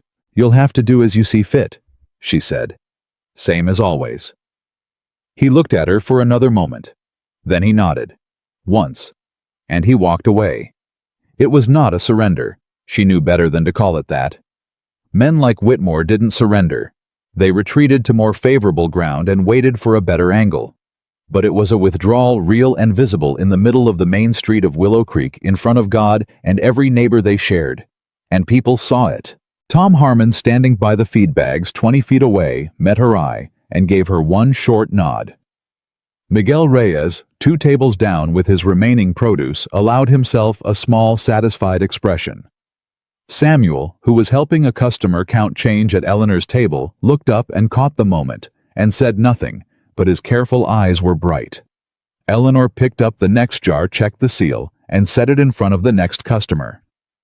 "What can I do for you?" she said, because the work was still there. It would always be there. The work didn't pause for your victories any more than it paused for your setbacks. And she had learned that lesson too, these long months, that the discipline of showing up every single day was not separate from the success she was building. It was the success she was building. But that evening, after the market was packed up and the wagon was heading home, and Samuel was counting the day's earnings with the focused satisfaction of someone who had learned to love a good number, Eleanor let herself think about what had happened. She thought about the barn. She thought about Tom Harmon saying 30 and Miguel Reyes saying 20, and the women from the kitchen offering what they could spare, and Anna sitting in the corner, with 45 years of held-back fight finally finding its direction. She thought about Samuel standing up from the wall and offering $11, and his steady voice saying, "You gave me a home when you didn't have to." She thought about what her mother had said about the value of a thing. She thought she understood it better now. The value of what she had built was not only in the preserves. It was not only in the orders from Denver and the advance from Colorado Springs and the receipt in her pocket from Gerald Pierce's bank. It was in the barn on a Thursday evening, in the room full of people who had decided that something worth protecting was worth protecting even at personal cost. She had built a product. But she had also, without quite intending, to build a community. And a community was harder to dismantle than a business. A great deal harder. Samuel counted the last coin and looked up. "Best market day yet," he said. "Yes," Eleanor said. She let herself smile. "Let's go home," she said. The best market day yet turned out to be the second best market day of the year. The best came 3 weeks later, on the first Saturday of September, when the valley had cooled enough that people moved through the square with a different energy. Not the sluggish patience of high summer, but something crisper and more purposeful. The energy of people who understood that the generous season was ending and there were things still to be done before winter closed the door. Eleanor had 2 tables that day. She had never needed 2 before. Samuel managed one. She managed the other. Miguel Reyes' son, a quiet 17-year-old named Ernesto, who had started helping with deliveries 2 weeks back, stood between the tables and kept the inventory moving from the wagon to the display in a steady rotation that kept both tables looking full, even as the jars walked off them, one by one. By noon they had sold more than Eleanor had moved in her first 3 weeks combined. She let herself feel that. Standing between her 2 tables in the September light, watching her neighbors buy what she'd made from fruit everyone else had thrown away. She let herself feel the fullness of it without immediately running to the next task, or measuring it against what still needed to be done. She was not finished. Not even close. But she had built a thing that was real and large enough now that 2 tables couldn't contain it, and that was worth feeling completely before she moved on. Samuel appeared at her elbow with the cash box and a look on his face that said he'd already run the morning's numbers in his head. "We're going to run out before 2 o'clock, he said. "I know," she said. "We should put a note on the table. Take names for the next order." "You already have the paper out," she said. It wasn't a question. He held it up. He'd written, "Reserve your jar," across the top in his careful handwriting. She looked at it, looked at him, thought about the boy who had appeared at her elbow in the mud of a ruined orchard 5 months ago, offering to load crates for a woman everyone thought was a fool, and the person standing beside her now. "Put it out," she said. By 1:30, they were sold out, and the reservation list had 22 names on it. Eleanor was packing the empty crates into the wagon when she heard a voice she didn't recognize. "Mrs. Whitaker." She turned. The man standing behind her was neither young nor old, somewhere in the middle years that are hard to read precisely. He was dressed for travel road dust on his coat, and he held his hat in both hands, with the slightly formal posture of someone delivering a professional communication. "Yes," she said. "My name is Robert Halloway. I represent the Halloway Brothers Supply Company out of Denver." He paused. "We supply preserved goods, specialty foods, and quality pantry items to hotels, restaurants, and residential clubs across Colorado and into Wyoming. We've been made aware of your Golden Storm preserves through a mutual contact." Eleanor kept her hands moving on the crate because her hands were better off busy. "Margaret Dole," she said. "Among others," he said. "Mrs. Whitaker, I tasted your product last week at the Brown Palace Hotel in Denver. I'd like to discuss a supply arrangement." She stopped moving. The Brown Palace. That was not a small hotel. That was not a regional operation or a territorial outpost. The Brown Palace was the finest establishment in Denver, the kind of place presidents stayed, the kind of place that stocked its pantry with the same careful attention it applied to every other element of the guest experience. She looked at him directly. "What kind of arrangement?" "A significant one," he said. "I'll be honest with you. We've been looking for a quality preserve supplier for the premium market for 2 years. What we've found is either consistent but mediocre or excellent but unreliable. What you're making is both excellent and, based on what Margaret Dole tells me, consistent." He paused. "She speaks very highly of you." "She's a fair woman," Eleanor said. "She is.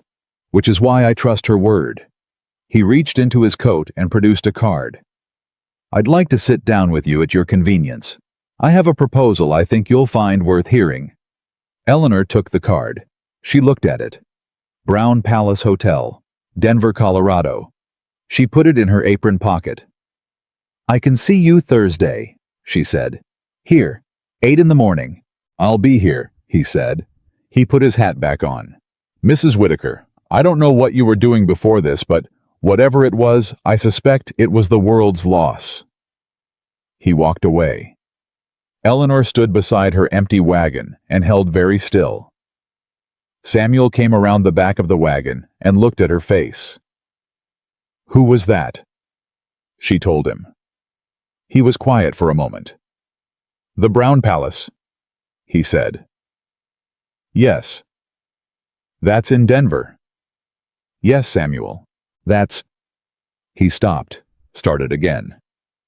"Mrs. Whitaker, that's the biggest hotel in Colorado." "I'm aware," she said. Another pause. "You didn't look excited when he told you." "I don't look excited where people can see it," she said. She picked up the last crate. "Help me load this." He picked up the other end of the crate. They walked it to the wagon together. "Are you excited now?" he asked. "Extremely," she said. He laughed.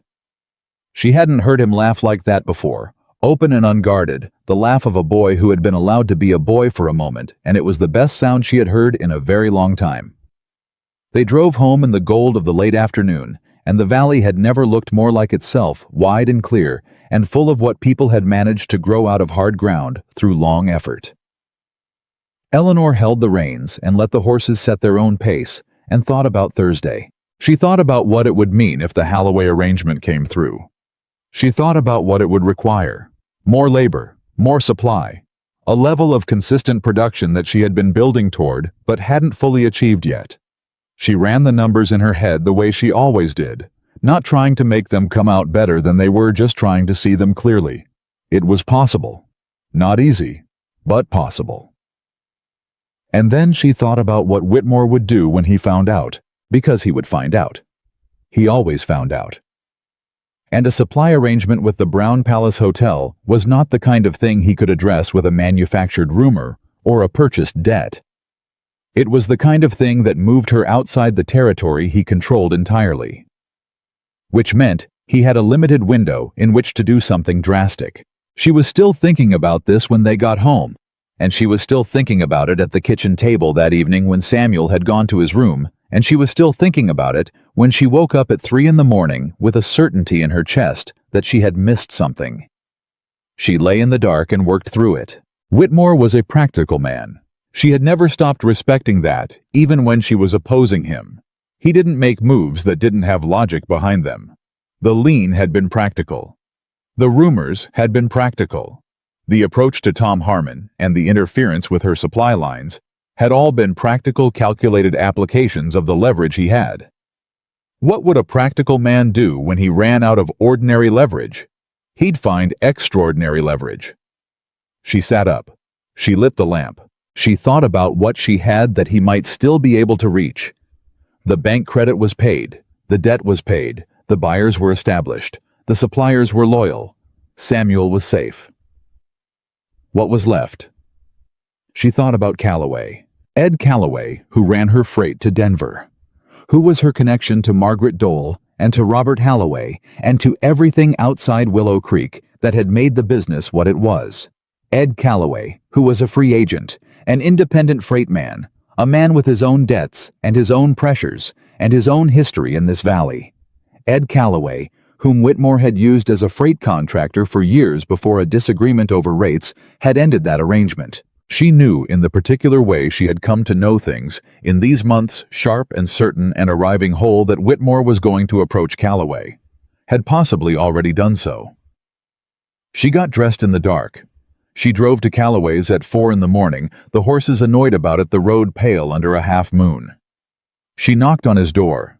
He opened it after a moment, rumpled and squinting. "Eleanor," he said. "It's 4 a.m. Has Whitmore talked to you?" she said. A pause. The wrong kind of pause. "Ed," she said. "Has he?" Calloway rubbed a hand over his face. "Come inside." She came inside. He poured coffee, neither of them particularly wanted, and sat across from her at his kitchen table and told her what had happened 2 days ago, the meeting he hadn't mentioned because he hadn't decided what to do about it yet, and he hadn't wanted to worry her before he'd worked it out. Whitmore had offered him a freight contract. 3 years, better rates than he currently made doing piecework for a dozen different clients. Steady work, which was what every independent freight man wanted more than almost anything else. All he had to do was stop carrying for Eleanor Whitaker. Eleanor held her coffee cup in both hands and listened. "I didn't say yes," Calloway said quickly. "But you didn't say no," she said. He looked at the table.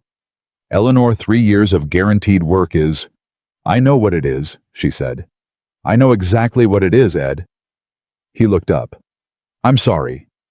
"Don't be sorry," she said. "Tell me what you decided."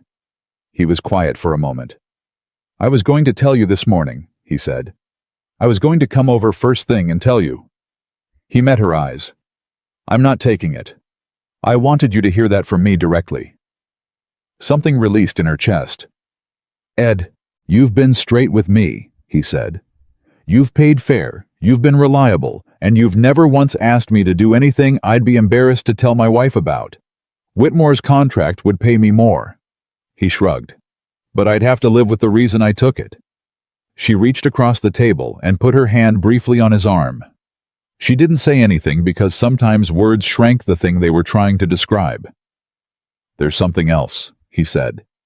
She looked at him. "He's been talking to other freight men too," Calloway said. "Not just me. Jenkins over in Farrell Creek and the Bauer brothers out of the South Route. He's trying to cut off every road out of Willow Creek to Denver. He paused. Eleanor, he's not trying to slow you down anymore. He's trying to stop you completely before that hotel meeting. She drove home in the first gray of dawn and sat at her kitchen table and thought harder than she had thought about anything since she'd stood in a ruined orchard holding a bruised peach and tried to see what it still was. Whitmore knew about Halloway. He knew about Thursday, which meant he had someone watching her more closely than she'd realized. He was moving not just to inconvenience her, but to destroy the thing before it could get large enough to be beyond his reach. She had the Thursday meeting, but no guaranteed way to move product to Denver afterward. The Halloway arrangement was useless without freight. She needed a solution she hadn't thought of yet. She made herself sit still and think through every person, every resource, every connection she had built in the last 5 months. She made herself look at all of it without deciding in advance what would and wouldn't work. And then, around 6 in the morning, when the kitchen was starting to fill with the early light, she thought of something. She went to wake Samuel. He was already awake, sitting on the edge of his bed with his boots half on, because he'd heard her come home early and he'd known something was wrong. "I need to ask you something," she said from the doorway, "and I need you to think carefully before you answer." He finished putting on his boot. "All right. Ernesto Reyes," she said. "His father's farm. Does Miguel have a wagon?" "A good one," Samuel thought. "2. He uses one for the orchards and one for general hauling. The hauling wagon's solid, I've seen it. Big enough for a full load." "Does Ernesto know the Denver road?" "He's made that run with his father twice this season," Samuel said. He looked at her steadily. "You want to run your own freight?" "I want to stop being dependent on someone else to move what I make," she said. "Yes. You'd need Miguel's permission to use his wagon. I'd pay for it. And you'd need Ernesto to drive it unless you're planning to drive to Denver yourself." She had briefly considered driving to Denver herself. It was a 3-day round trip. "I'm considering it," she said. "You'd miss the Thursday meeting," he said immediately. She had already worked this out. "I wouldn't be going to Denver until after Thursday. I need the meeting first, but if Halloway says yes, I need to be able to tell him I have reliable freight arranged. I need that answer before Thursday morning." Samuel stood up. "Let me go talk to Ernesto," he said. "Samuel, it's 6 in the morning.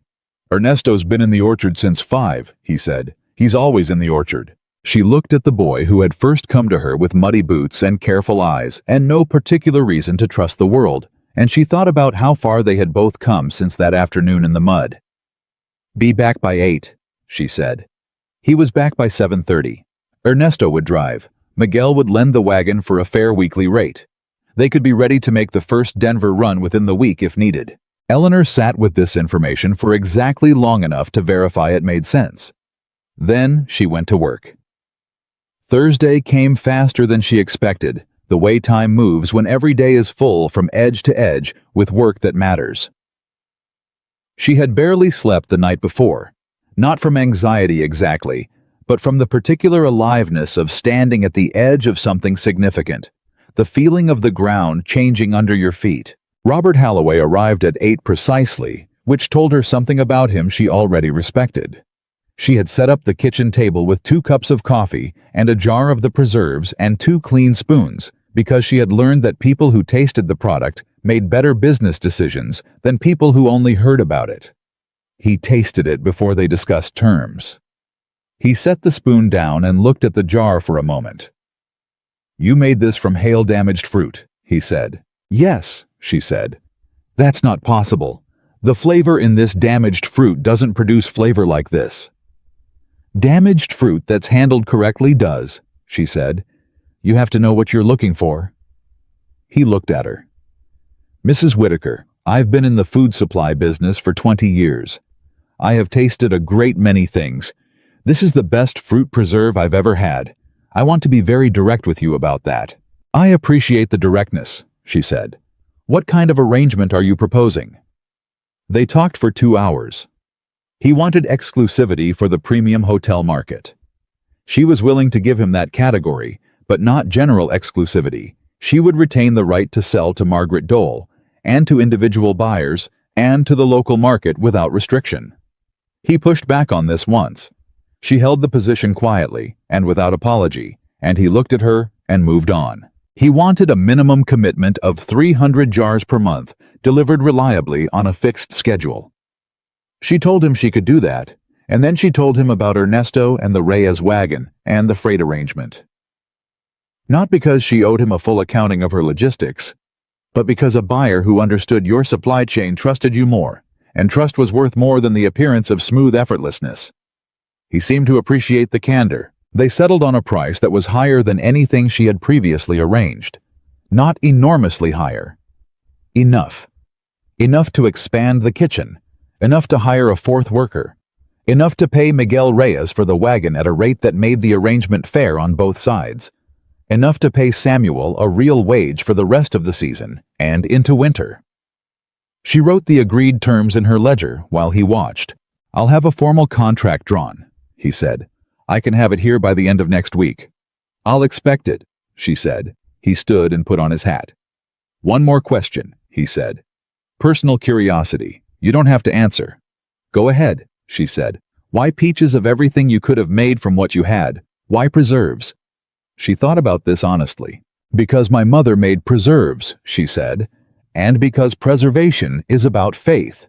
You put something in a jar, and you seal it up, and you trust that when you open it again, the best of what it was will still be there." She paused. "I suppose I've always found that idea hopeful." He looked at her for a long moment. Then he said quietly, "Mrs. Whitaker, I think you are a remarkable woman." He left. She sat at her kitchen table for a while after he was gone. Then Samuel came in from the yard where he'd been strategically invisible during the meeting and looked at her face. "Yes," he said.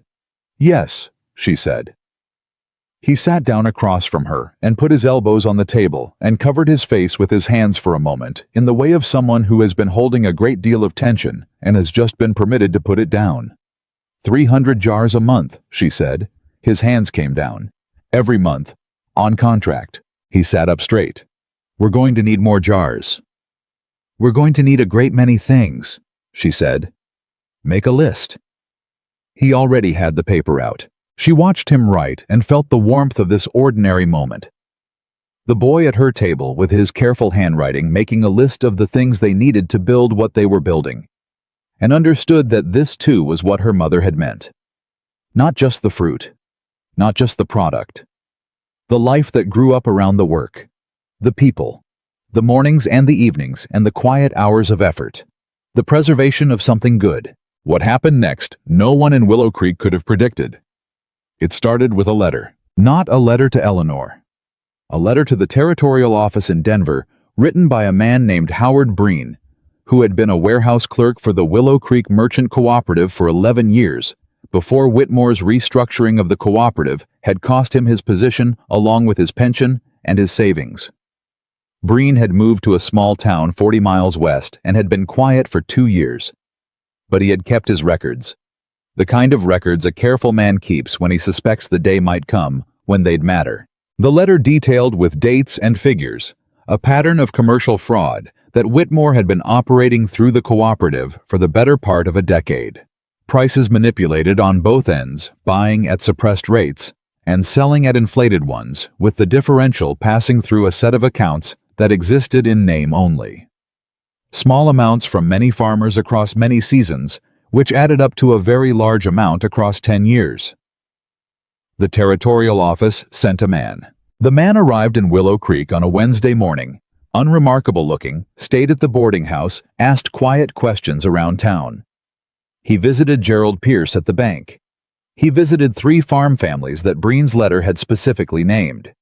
He was in town for 4 days before anyone understood what his visit meant. Eleanor heard about it from Anna, who heard about it from the boarding house keeper, who had overheard a conversation that she shouldn't have, but did. "A territorial investigator," Anna said. Eleanor held very still. "About what?" "The cooperative," Anna said. "About the prices Whitmore has been paying and what the market actually supported. About accounts that don't match what they should match." Eleanor thought about Tom Harmon's face when he described the 50 cents per crate. She thought about Miguel Reyes selling grade A fruit for below the cost of picking it. She thought about every farmer in this valley who had taken what Whitmore offered because they thought there was no other number. There had always been another number. Whitmore had simply made sure they never found out what it was. Breen, Eleanor said slowly. Howard Breen, the old cooperative clerk. You know him, Anna said. I know his name, Eleanor said. James mentioned him once years ago, said he was the most honest man at the cooperative and that Whitmore couldn't stand him for it. They looked at each other. He kept records, Eleanor said. Apparently, Anna said. The day the territorial investigator paid a visit to Charles Whitmore's office was not a quiet day in Willow Creek. Word moved through the town the way wildfire moves, fast and consuming and impossible to outpace. People gathered in small groups on the street and spoke in low voices, and the low voices carried the same note of astonishment mixed with something else, something that sounded almost like the release of pressure that had been building for a very long time. Eleanor did not go to watch. She stayed at the farmhouse and worked, because work was what she had and what she trusted, and because the outcome of whatever was happening in Whitmore's office was not in her hands and never had been. Samuel came home in the afternoon with the news. Whitmore had been asked to appear at the territorial office in Denver the following week regarding the cooperative accounts. His lawyer, not Calder, but his regular Denver lawyer, had been seen arriving by afternoon stage. The two men who had filed a complaint there were two, not just Breen, but a second farmer, whose name Samuel hadn't caught, had both given statements to the investigator. He's not arrested, Samuel said carefully. Not yet. But he's been found, Eleanor said. Yes, Samuel said, he's been found. She thought about what it meant. Not just for her, though she'd be dishonest to pretend her own situation wasn't part of what she was feeling, but for Tom Harmon, who had sold his best fruit for 50 cents a crate because he believed that was all it was worth. For Miguel Reyes, who had been systematically underpaid for a decade. For every family in this valley who had scratched out the same difficult season over and over and never understood that the difficulty had been artificially maintained. She thought about the peach in the mud, about what it looked like from the outside and what it actually was. The same was true of this valley. Underneath the appearance of a natural market, a fair exchange, a reasonable price, there had been something rotten. Something Whitmore had tended carefully for years. And it had taken a widow buying damaged fruit, and a fired clerk keeping his records, and a 12-year-old boy with careful eyes, and a 71-year-old immigrant woman with $45 and a conscience finally finding its direction to shake it loose. None of them had set out to expose Charles Whitmore. They had set out to build something honest. But honest things built in an environment shaped by dishonesty had a way of exposing it simply by existing. You didn't have to attack the fraud. You just had to demonstrate what fairness looked like. The contrast did the rest. The week after the investigator's visit, something shifted in Willow Creek. The shift wasn't dramatic. It didn't happen all at once.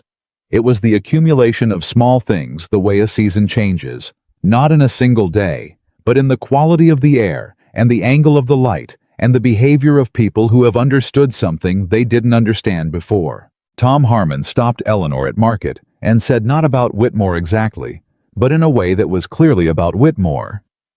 I've been doing some asking around, about prices, about what my fruit is worth elsewhere. He paused. Turns out I've been underpaid by about 40% for the last 6 years. I know, she said gently. He nodded. His jaw was tight. I want to make sure I'm selling to the right people going forward. Come see me, she said. We'll work something out. Miguel Reyes did not say anything to Eleanor directly, but Ernesto told Samuel that his father had spoken to the territorial investigator and given a full account of every year's pricing going back to when he first started selling to the cooperative, because he had kept his own records too. Not because he'd expected it to matter, because a man who kept careful records of the harvest kept careful records of everything, and Miguel Reyes was that kind of man. Mrs. Hanford took down the last remnants of the wholesale arrangement proposal that Whitmore's man had brought in and put a larger display of golden storm jars in the window. And when Eleanor mentioned she'd noticed, Mrs. Hanford said briskly, "I should have done it sooner. I was foolish." "You were cautious," Eleanor said. "There's a difference." "Not much of one in the end," Mrs. Hanford said, but she smiled while she said it. Gerald Pierce at the bank made a point of catching Eleanor on the street one afternoon and saying somewhat formally, as if he'd rehearsed it, "Mrs. Whitaker, I want to say that the credit line you were approved for was approved on the merits of your business, and nothing that may have been communicated to me by other parties had any influence on that decision." Eleanor looked at him for a moment. "Thank you, Gerald," she said. It was not entirely true, but it was what he needed to say, and she understood the difference between what was true and what people needed to say in order to move forward, and she was not the kind of person who demanded perfect honesty from everyone as the price of proceeding. Progress needed room for people to become better than they'd been. What happened with Whitmore in Denver took longer to resolve than anyone in Willow Creek had the patience for. Territorial proceedings moved at their own rate, which was slow and procedural and unsatisfying to people who wanted a clean, fast ending. He was not immediately arrested. He was not publicly humiliated in a single dramatic moment. What happened was slower and more thorough than that, a process of documentation and accounting and legal determination that dismantled what he had built the way you dismantle any structure built on a false foundation, carefully piece by piece finding what was real underneath. He did not return to Willow Creek after his Denver appearance. He sold the warehouse through his lawyer. He settled a number of the cooperative's outstanding accounts. He did not, to anyone's knowledge, go to prison, which was the thing that felt most unjust to the people he'd taken from over the years. But he lost everything that had made him powerful in Willow Creek. The relationships built on obligation, the dependency he'd manufactured, the ability to set the price of everything because everyone believed he was the only buyer. He lost the town. That was what Eleanor thought when she heard he wasn't coming back. Not that justice had been fully served, because she had learned enough about the world by now to know that it rarely was not in the clean and satisfying way stories sometimes pretended. But that the thing he had built on dishonesty, the empire of suppressed prices and manufactured helplessness, that thing was gone. And what was replacing it was hers. Not only hers, that was important. She had never wanted an empire of her own, had never wanted to be the person everyone depended on to the exclusion of all other options, because she knew what that looked like and what it did to people. What she wanted was something more modest and more durable. Fair prices, reliable relationships, a business that grew with the people around it, rather than at their expense. That winter, Eleanor expanded the kitchen. She hired 2 more workers. One of them a young widow from the south end of town named Clara, who had 3 children and needed regular work, and turned out to have a precise, focused temperament perfectly suited to the repetitive care of preservation work. She worked out a long-term supply arrangement with Miguel Reyes that paid him what his fruit was worth and gave him advanced knowledge of her needs so he could plan his plantings accordingly. When she told him the new per-crate price, he looked at her for a long moment and then said simply, "Thank you." "It's what it's worth," she said. "I know," he said, "but I wasn't always sure anyone else did." The Halloway contract produced its first full delivery run in November. Ernesto on the wagon with a load of 280 jars carefully packed and wrapped. He came back with a bank draft and a note from Robert Halloway, saying the hotel kitchen manager was extremely pleased and asking whether Eleanor could add any additional varieties to the next shipment. She was already thinking about plum. Anna came to dinner every Sunday that winter, arriving at the farmhouse with something from her kitchen and staying until the evening talking with Eleanor and Samuel across the cleared table about everything and nothing, the way people talk when they have earned the right to sit still together. Samuel turned 13 in December. Eleanor baked a cake, which was not something she'd done in years, and she put it on the table, and he looked at it and looked at her and said, "You didn't have to do that." And she said, "I know." And they ate it in the company of Anna and Clara and Ernesto, who had been invited because he was practically family by now, and it was the best cake she'd ever made, not because of the recipe, but because of who was eating it. She thought about James sometimes. Not with the hollow grief of the first year when thinking about him was like pressing on a wound, with something steadier. With the understanding that the life she was living now was not a consolation for the life she'd lost, but something she'd built from what the loss had left her from the farmhouse, and the stubbornness and the knowledge of how things were made, and the refusal to accept that damaged meant finished. She thought James would have liked Samuel. She thought he would have been amazed at what she'd done. She thought he would have said, "Eleanor, I always knew you had this in you," and she would have said, "You might have mentioned it sooner," and they would have laughed.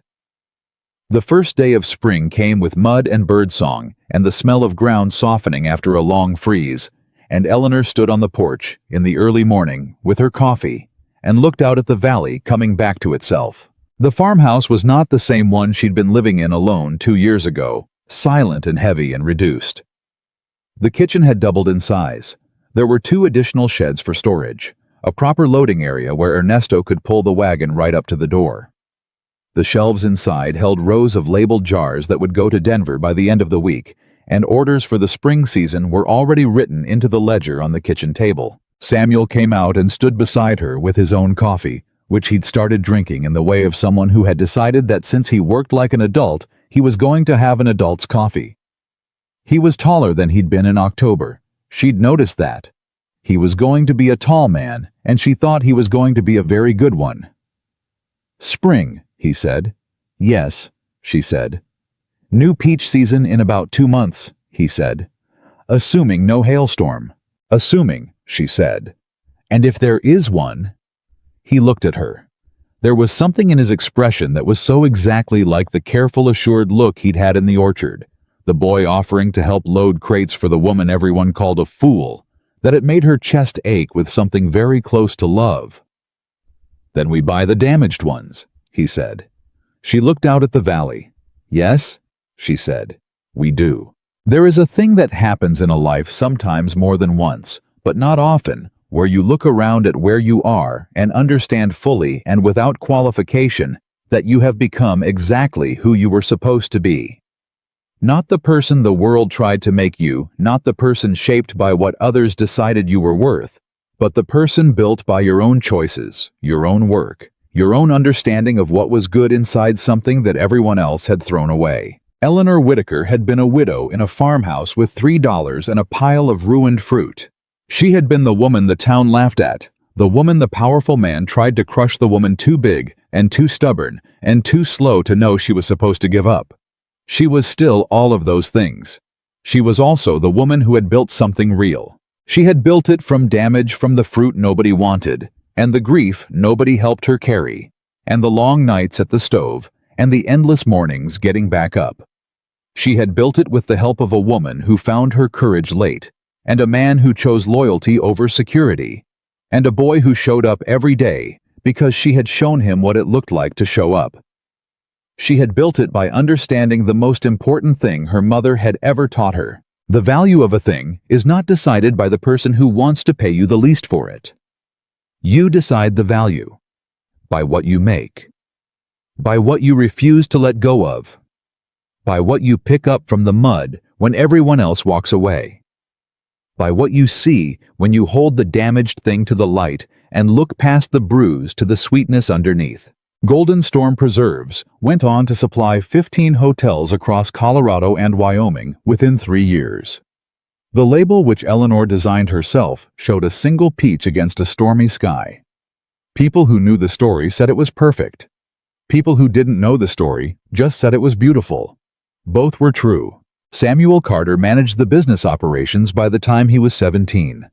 He was precise, loyal, and completely unwilling to let anyone undervalue what they made, a quality Eleanor had never once tried to teach him, because he had come to it on his own. Anna Kowalski ate Sunday dinner at Eleanor's table until she was 84 years old, at which point she said she had done enough eating and enough living and was ready to rest, and she went to sleep one January night and did not wake up, which was so close to what she would have chosen for herself that Eleanor found she could not be entirely sad about it. Miguel Reyes and his family became the primary fruit supplier for Golden Storm for as long as they chose to farm, which was a very long time. And Eleanor Whitaker herself, the woman who had been too heavy and too quiet and too stubborn to accept what the world offered her, became exactly the kind of person she had always been, without apology and without performance and without the slightest interest in anyone's permission. A woman who picked up what others discarded and showed them what it was worth. A woman who looked at the bruised and the broken and the thrown away and saw not an ending, but a beginning.